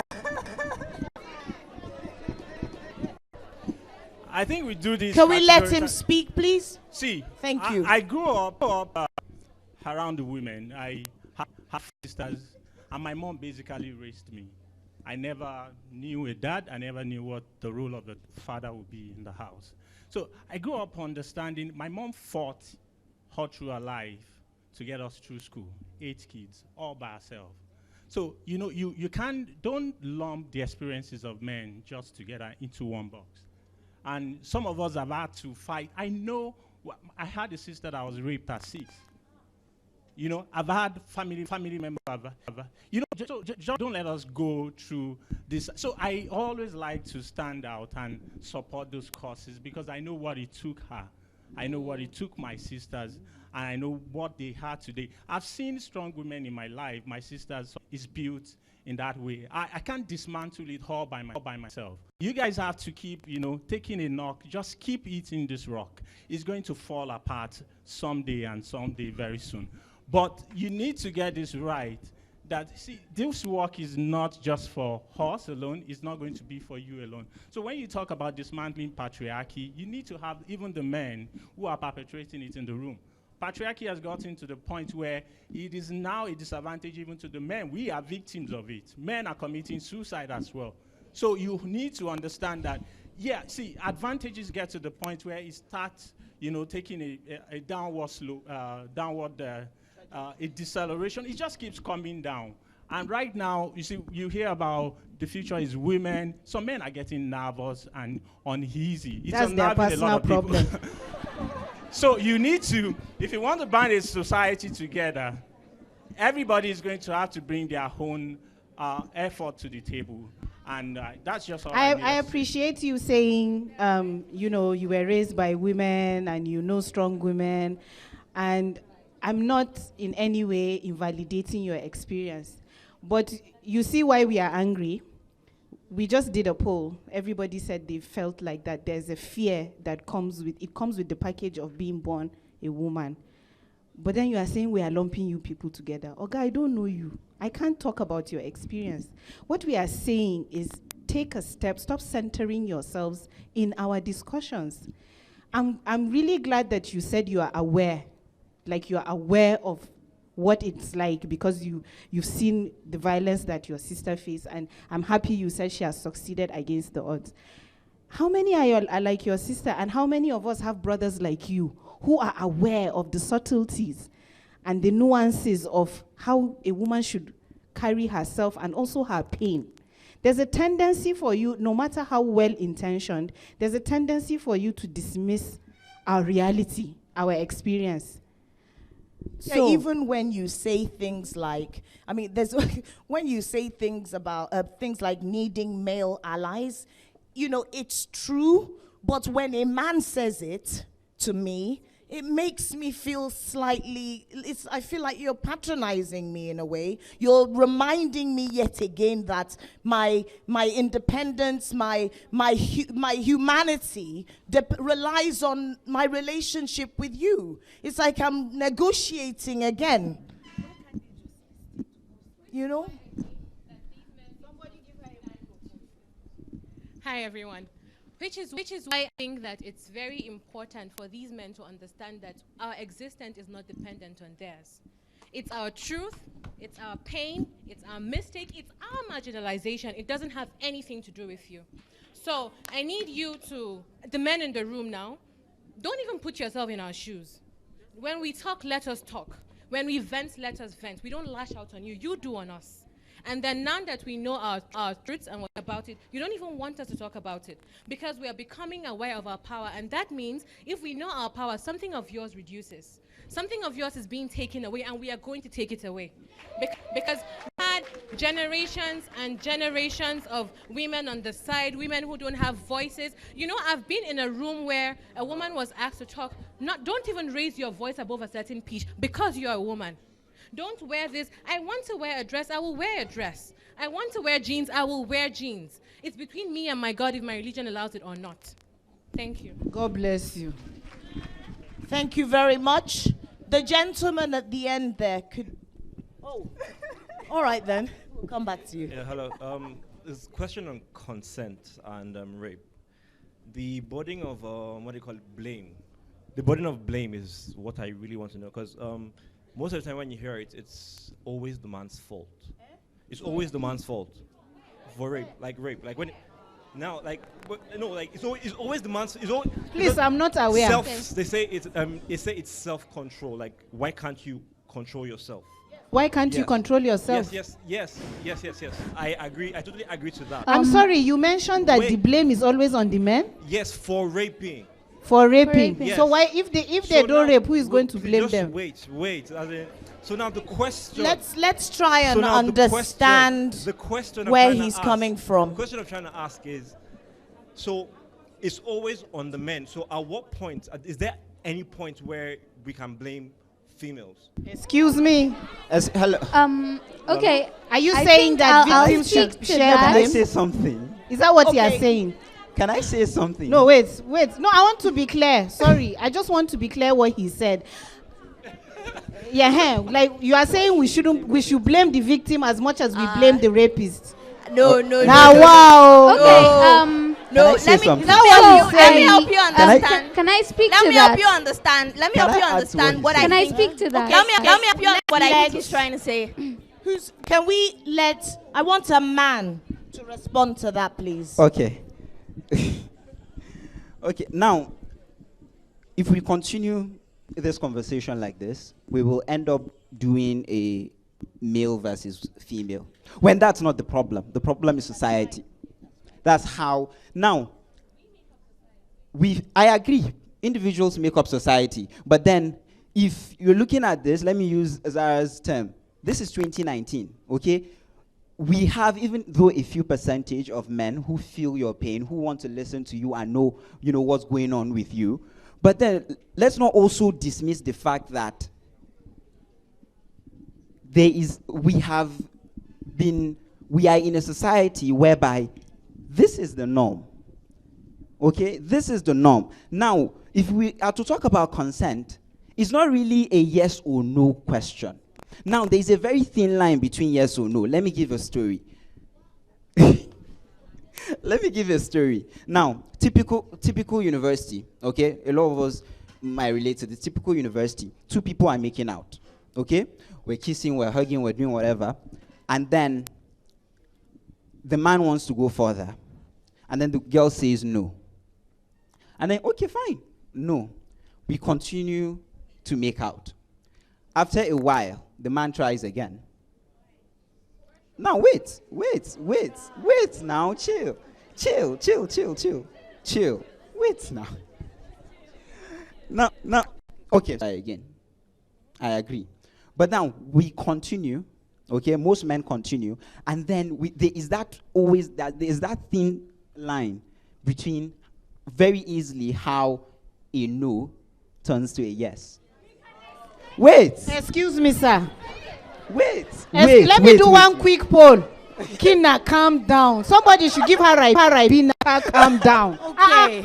Please, if you are a woman, raise up your hand if you've ever felt pressured, if you've ever been coerced into agreeing to do something with a man that you initially did not want to do. I'm not looking at your faces. Just raise up your hand. Can you see the hands that are up? My hand is you also people, up. Wait. Wait. With a man? Zara, if you say, look at this woman, calm down. You also forget that I'm a man and my hand is up. Let me finish. Gulani, wait. The point I'm trying to make is that nobody teaches their boys consent. So you people, guys, I don't want to say you people before they abuse me, but guys learn from their friends that if you persist, she will give in. So that is why he will try again. When she is tired of the making out and she wants to go, he doesn't have to put his hand on her neck to strangle her for her to give in. Ladies, we've all been in such a position. Married, boyfriend, whatever. You are pushed to do something you don't want to do so that let him just do and go. It's a reality we have that. Do you understand what I'm saying? With that. Now, my issue is not about all this. Let me finish my point. Okay? My point is this. Instead of doing a male-female, how do we change society? Because we're already... Okay. This is our situation. Society. No be man and woman. Mohammed, so we need to call out issues for what they are. Because if we don't, the thing is, women are the greatest victim to against women. So, and I think I have an issue with the word consensual sex, right? Because I like to think whatever sexual relations you have with a person that's not consensual, it's either assault, violence, or rape. So the wording consent is only, it fits only in the context of, agreement, because that's what it is. You agree to something, and it's not always verbal, it's internal, right? You agree to something, and at some point you might disagree with it, and then that in itself means you're withdrawing your consent. But then, one of the things that that kept coming up on the issue of consent, in a space like this, with a lot of women that are covered and stuff, with people and their religious beliefs and cultural beliefs, right? And we have to ensure that with in the conversations we're having, we're accommodating their own point of view, right? But then we need to understand that we have a pluralistic society, right? We have to blend in the conservatism with the fact that we're a very diverse people. So we can talk about consent in different contexts that suit whatever realities that individual, that community has. But at the end of the day, if there is no consent, whether or not you're in marriage, because we don't seem to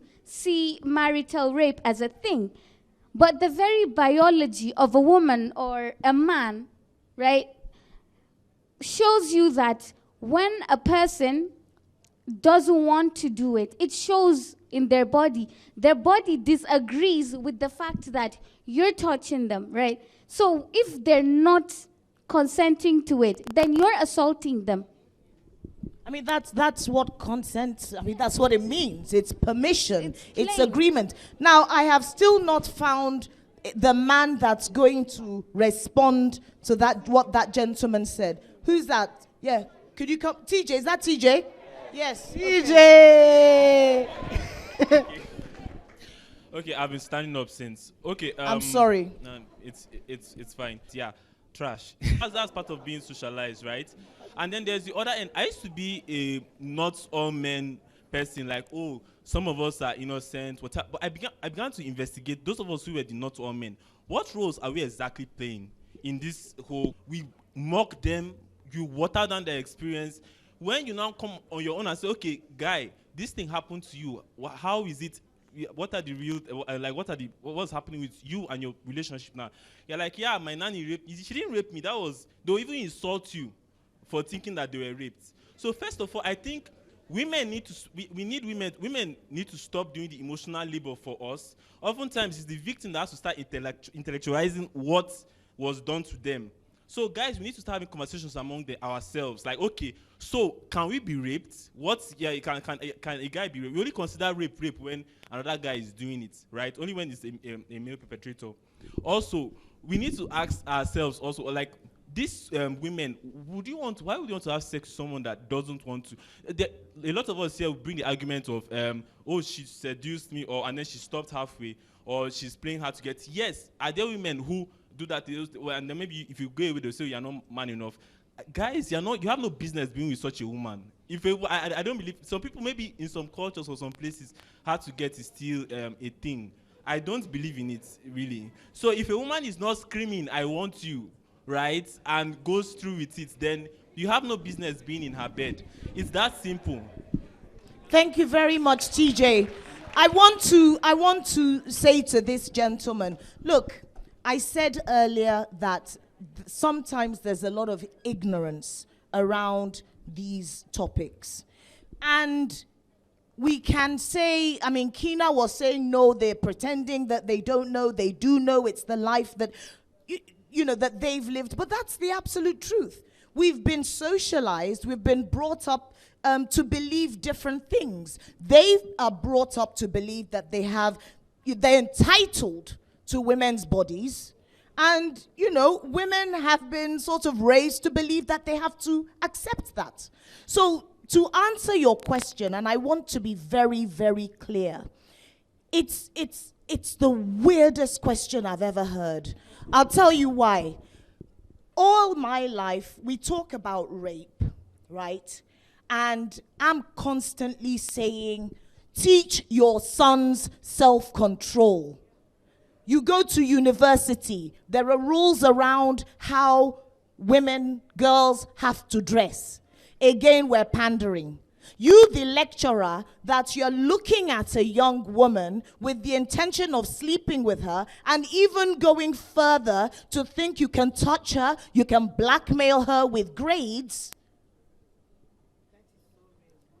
I mean, this stuff is actually, it's really happening. So this issue of self-control, it's about responsibility. Do you understand? So if a man, what I'm trying to say to you is this. Let's not even talk about where the blame is.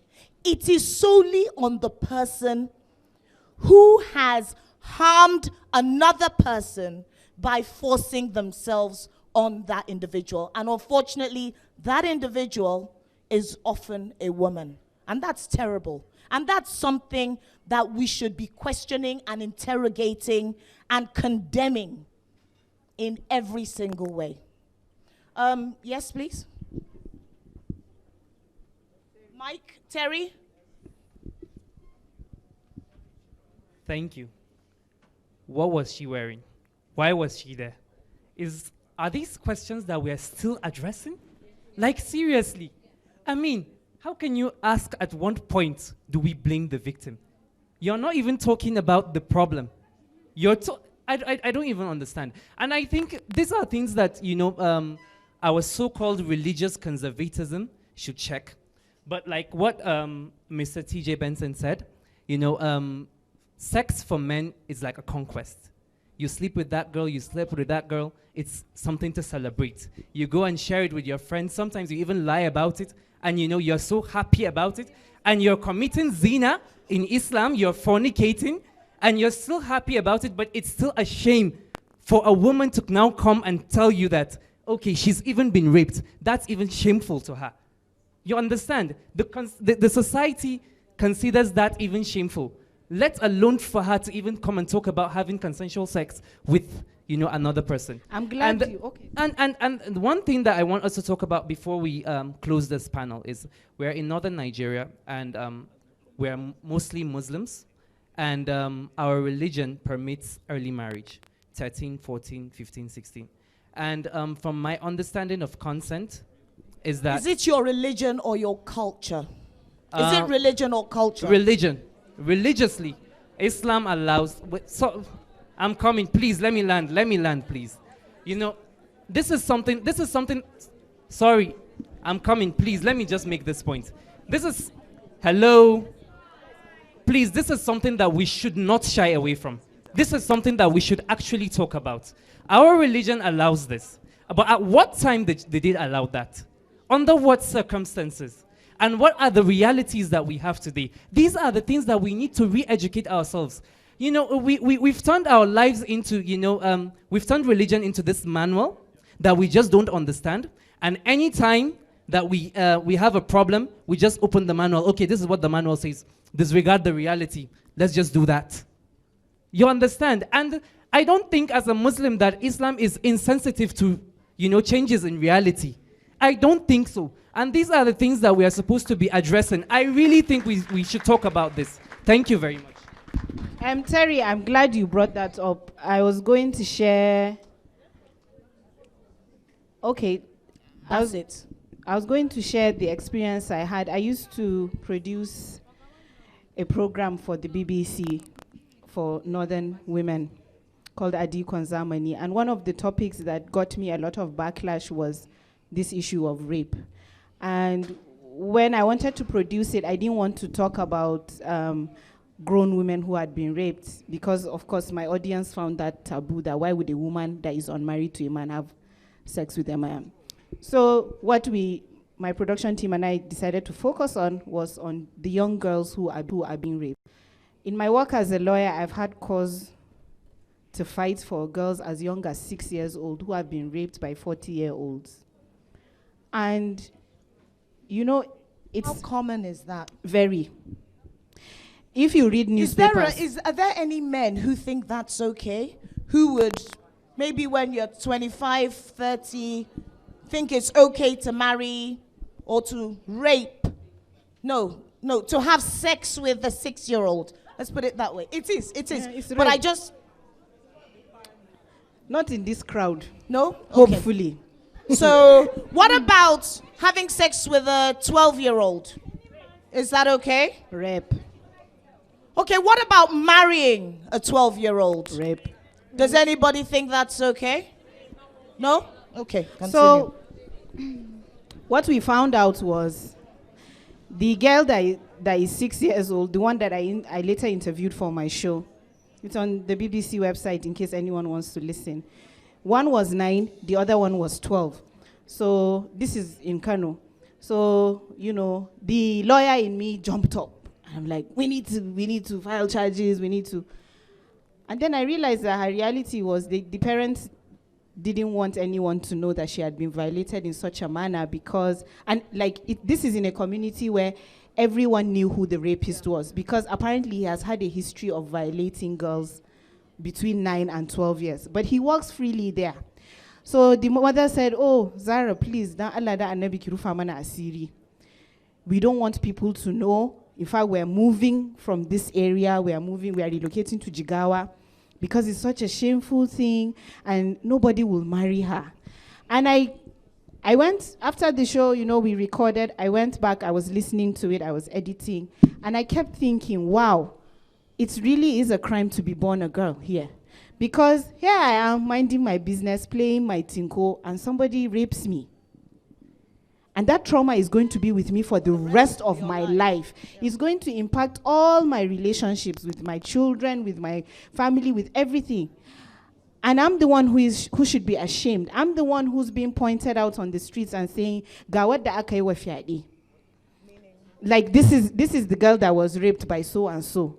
And that guy, really, he was like, in fact, the only reason why he ran away is because someone told him we're from the BBC. So he thought maybe we came with like police or something. Because one of my colleagues in NTA, she told me that when she went there, he was willing to even talk to her. And that's how bad it is. Even if you go and report to the police station, the DPO will tell you it's not his business. Now, the other girl who I interviewed, that was the 12-year-old. They were trying to seek a settlement in quotes. Imagine, you want to settle a rape case and say you should go and bring the bride price. Yes, this is the reality, you know. I don't want to... Okay, I'm going to depress you. I was going to say I don't want to depress you, but that's the reality for a lot of people, for a lot of women here. That's the reality. There is no mechanism for you to get justice. There is no mechanism for you to get even counseling. Like, okay, and you know we are blackmailed into forgiveness as women. He has said sorry. Please forget it. But when someone rapes you, it's not something you forget. You can't forget. I mean, it's not like they stole your bag or something. They've taken something from you that you can never get back. And imagine you're 12 years old, but you're the one who's paying for what he did. And you are now going to be sentenced to a life of further trauma by marrying him. And she ended up marrying him. They called us and they said, oh, if you'd like to attend the wedding, you know. The thing about that is, you know, it's the system itself, right? And not just the institutions, but it's the individuals. Like I mentioned earlier, this was someone that so and so was said about him, what he was doing. But people, his friends, especially the male friends, were not even ashamed. This is like, you know, pointing fingers at someone that's killed people, and then we're still cool with him because obviously murder is not a big deal. That's the same thing that happens, and that's one of the things that emboldens these abusers. And knowing that the justice system is so complex, it's broken, but to sugarcoat it, I'll say complex. It's so complex. The victims, the survivors, never get justice. In 2017, only 18 rape cases were prosecuted, and the perpetrators were arraigned in prison. Convicted. Sorry, I'm not a lawyer, so yeah, were convicted. So that paints a picture. Do you think that's part of the problem? Because I often think that that's it. The fact that there's so much bad behavior and almost nothing by way of consequences. Of course, because we can't say that Nigerian men are the worst in the world, or we're not the worst people in the world, but because we have such a broken system that emboldens bad behavior in every sense, whether it's corruption or impunity or any of that. Systems that have checks and balances don't really prevail when it comes to impunity as ours, because when you do something, you know that you're not going to be held accountable for that action. You're going to do it. The next person is going to be like, oh, well, it's not that they don't want to, but because there's a system that is going to hold them accountable, then they hold back. Absolutely. Well, we've run out of, Bassett. Okay, Bassett, you're already standing and you're holding the mic. Go on then. Yes. But I give you 2 minutes only. Yeah, thank you so much. I'm going to briefly touch on three issues. The first, how do activists actually operate in an environment where dissenting voices are actually silenced? And then the second one is the question of LGBT, which is a subject I'm actually very passionate about because I'm doing a research on it at the moment. And then the third question is the whole idea of the connection between rape, stigma, and the use of cultural and religious epistemology. Now, the question of silencing dissenting voices. I am a PhD student in America. At the moment, virtually none of the conservative speakers can actually come to any of the universities in America to actually give any speech at the moment. I mean, whenever any conservative speaker actually comes into the university, everybody actually move out, because so we have to create, there's an atmosphere where activists need to learn, how do I operate in an environment that actually does not tolerate dissenting voices? Now, the second one, the question of LGBT, I think is very, very important, and I'm saying it because this conversation, I followed it on Twitter, and I was really scared of the backlash that it will have on sexual minorities in Northern Nigeria. Now, all the scholars who have studied sexual minorities in Northern Nigeria, from Rudolph Gaudio to Mark Herpresh to Stephen Pierce, all of these scholars, even Joseph Massad, who wrote the book The Syrian Arab, they have argued that the queer sexual epistemology that was constructed in the global north, in the Western Hemisphere, should not be taken and then transposed into colonized society. So rather than using the term or terminology of LGBT, when those terminology propped up, I said, no, this terminology, it actually, for us to have a conversation about it, we have to develop an organic terminology to have a conversation about such topic. And then the last question is the connection between rape and stigma, and then cultural and religious epistemology. I mean, permit me to say this here. I actually went to a boarding school, and in my first year of secondary school, I was a victim of rape. Now, I was a victim of rape in my first year, and I have to tell you that for the entire period of my secondary school, I lived with that stigma. Anytime anybody see me on campus, in school, they always point to me that boy was the one that was sexually molested in his JS1. I mean, I lived, in fact, they had a moniker, actually. They had a pseudonym for me. They would just mention the word, and I understand they're actually talking about me. That actually brings me to the issue of epistemology. Alice Walker, she actually wrote a particular book, In Search of Our Mother's Garden. And one of the things she argued for, which I really love, is the question of epistemology. If we are going to have this conversation, and for Korea, I mean, I admire your bravery. But the question is, we still have to deal with the cultural and religious epistemology of having this thorny and difficult conversation. Thank you. Where is she? I can't see her. Okay, Dr. Aisha. Oh, yeah, Dr. Aisha, please give her the mic. Oh no. I'm already holding very the mic. important, but 1 minute. But we need her perspective. I'm already holding it. No. Are they refusing to give up the mic? I'm already holding the mic. Did I give you permission? First, give it to Dr. Aisha, then I'll think about giving it to you. Don't seize the mic. I will let you speak. Yes. With respect to rape, I am a forensic psychiatrist and I work with the maximum security prison.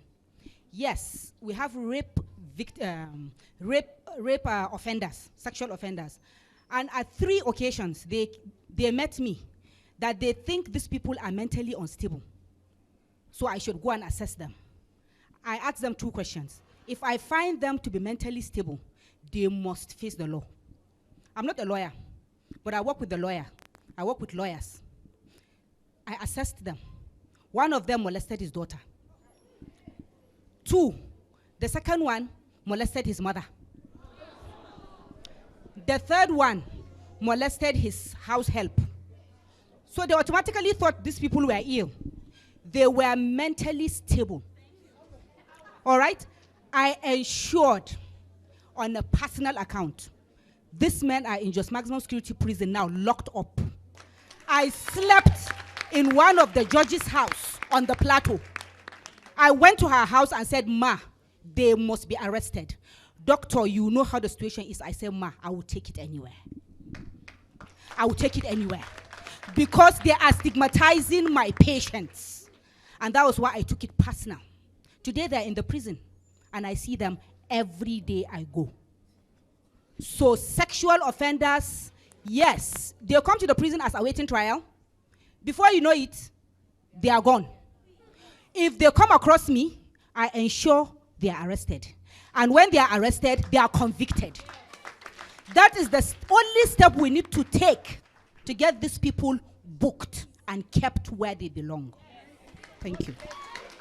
Thank you so much. God bless you, As Dr. far Aisha. as, look, whether our men and our boys like it or not, the conversation is going in a particular direction. And it's the right direction. One that holds all of us accountable. Every one of us. Not just the men, but the women too. Right? So, and part of that accountability sometimes involves taking that step, ensuring that you sometimes search for the support that you need to be able to ensure that that person who hurts you gets what they deserve. But I just want to say this to the men, based on all the different things that we've heard today. If you're a sex offender, if you're a rapist, if you like to grope women, if you're into that thing where you're verbally assaulting women, sexually assaulting girls, you're going to get what's coming to you. Because women are not going to stand for it anymore. And I think we need to end on that note. Who? Oh, God. Old age. Okay. 1 minute, yeah? I do apologize. The fair lady there made a comment that... Fakria is her name. Okay, Fakria made a comment that there are so many offenders that victimize people, that rape people, but they are not in prison. And I want to call her attention to the fact that those people are free because of lack of evidence. Courts do not work based on emotions. They work based on evidence presented to them. And secondly, I want to engage the members of the public who here believe that there are 2 truths. If you believe there are 2 truths, raise up your hand. 2. If you believe truth is 2, that there can be different versions of truth? Raise up your hand. Okay, if you believe truth is one and one, raise up your hand. Oga, get to your point. Okay, so truth is one, and how can we arrive at the truth? It is by asking questions. You made a point that when a rape victim comes and said she is raped, we ask her certain kind of questions. She was there, what is she wearing, what is she doing? I agree with you, those questions are wrong. So now, what are the right questions we're supposed to ask? Considering the fact that we cannot get justice unless we have evidence and the truth is established, and we cannot arrive at the truth without asking questions. So that's my question. And on a final note, I'm not a feminist, and I want to say I'm ashamed at the men, because it is our failure that gives right to feminists. Give the women all the rights they need. Yes. It is. I'm ashamed at us, because if we were doing what we are supposed to do and being responsible, this wouldn't have been happening. This is all they are fighting for. Give the women all the right they need, all the right they deserve. I don't have a problem with that. I can live with that. You are a feminist, my dear. No. You're a feminist. So just to quickly answer, yes. Yeah. Well, my point when I said all of us being responsible, is that exact thing. That I support every woman who is out there putting out the information that will be useful to victims of sexual assault, so that they can find their way to ensuring that the men are held accountable. Yes, evidence is important, but a lot of women don't know that if you've been raped, for instance, if you're wearing a pair of pants and somehow there's a drop of semen on it, it's probably a good idea to not, in your anger, go and just wash it and wash your body and wash it out of your life, which is the natural instinct. You have to hold on to every single thing, because it's going to be useful when it comes to supporting your own case and defending your corner. As a lawyer, let me address, and I've worked with victims of sexual violence and assault in my career. I do get your point about, of course, courts do not work on emotion. Right. And if something is before a court, then it is going to be subjected to a lot of uncomfortable questions. For instance, the procedure for establishing rape, yes, the offense of rape, which I think we also need to review in our high court rules, also involves a certain burden of proof placed on the victim herself. For instance, there are states where if you've had previous consensual sexual encounters with the accused person, it affects your credibility as a victim. Now, is that uncomfortable? Yes. As a woman, does that make me angry? Yes. But I know as a lawyer, it's also the rule, and it's necessary. So if I have a client who is a rape victim, I will also have to subject her. That's right. Early in my career, one of the first cases I did with Auntie Mariam was, one woman was a copper, and she was sent somewhere to all these small villages. So the Baale, that's like the king of the village, gave her a place to stay and all that. And this man ended up raping her. So when we eventually were, a smart girl though, she somehow recorded it on her phone. Somehow she was able to put record, and you could hear her, fighting off, and him saying, I go chop you. I'm sorry for saying, but you could hear the encounter. Now, there's something called, when you bring witness evidence, there's also cross-examination, and then there's examination in chief. Cross-examination is hell for a victim, because for her to establish her case against the accused person, she will have to relive her experience, and then it will be subjected to scrutiny. Outside a court, we might say, no. We will say it's wrong. You shouldn't ask someone what she's wearing. But I cannot stop the lawyer for the accused person from asking. In fact, it was so scandalous in court, I remember we almost walked out, because the lawyer said she should stand up, right? She was standing in the witness dock, and he said she should come and simulate, lie down on the table and simulate for the court. You know what happened? So and I'm glad you brought it up because it can get lost in all the, the emotions and all that. It's something we need to change, and it's something we need to look at. Is it really good for us to subject victims to constantly explain themselves?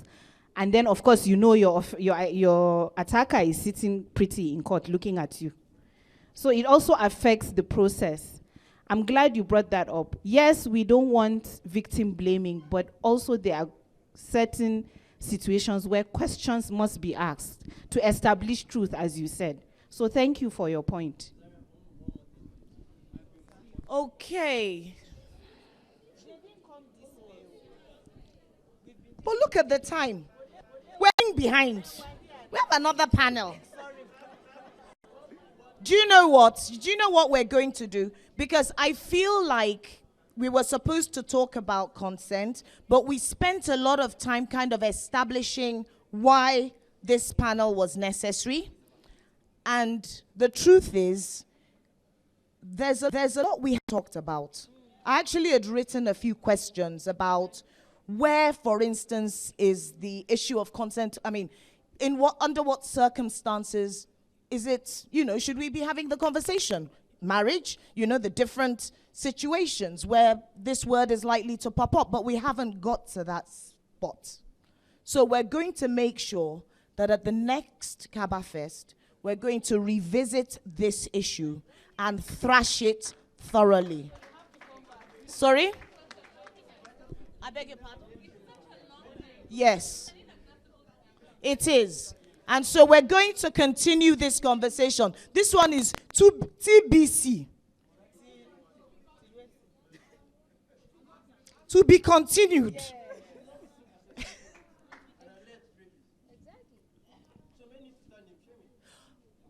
If your friend raped someone, why would you protect them? Or, that's the least you can do for the victim. The bro code, yeah. It's disgusting. But we also have to be careful because as much as there are people who rape, there are also people who falsely accuse others of rape. And that is why the point he made is very, very important. Because it shouldn't also, just like you have no right to rape someone, you also have no right to malign someone's reputation. That's right. Because maybe you had something with him and you are no longer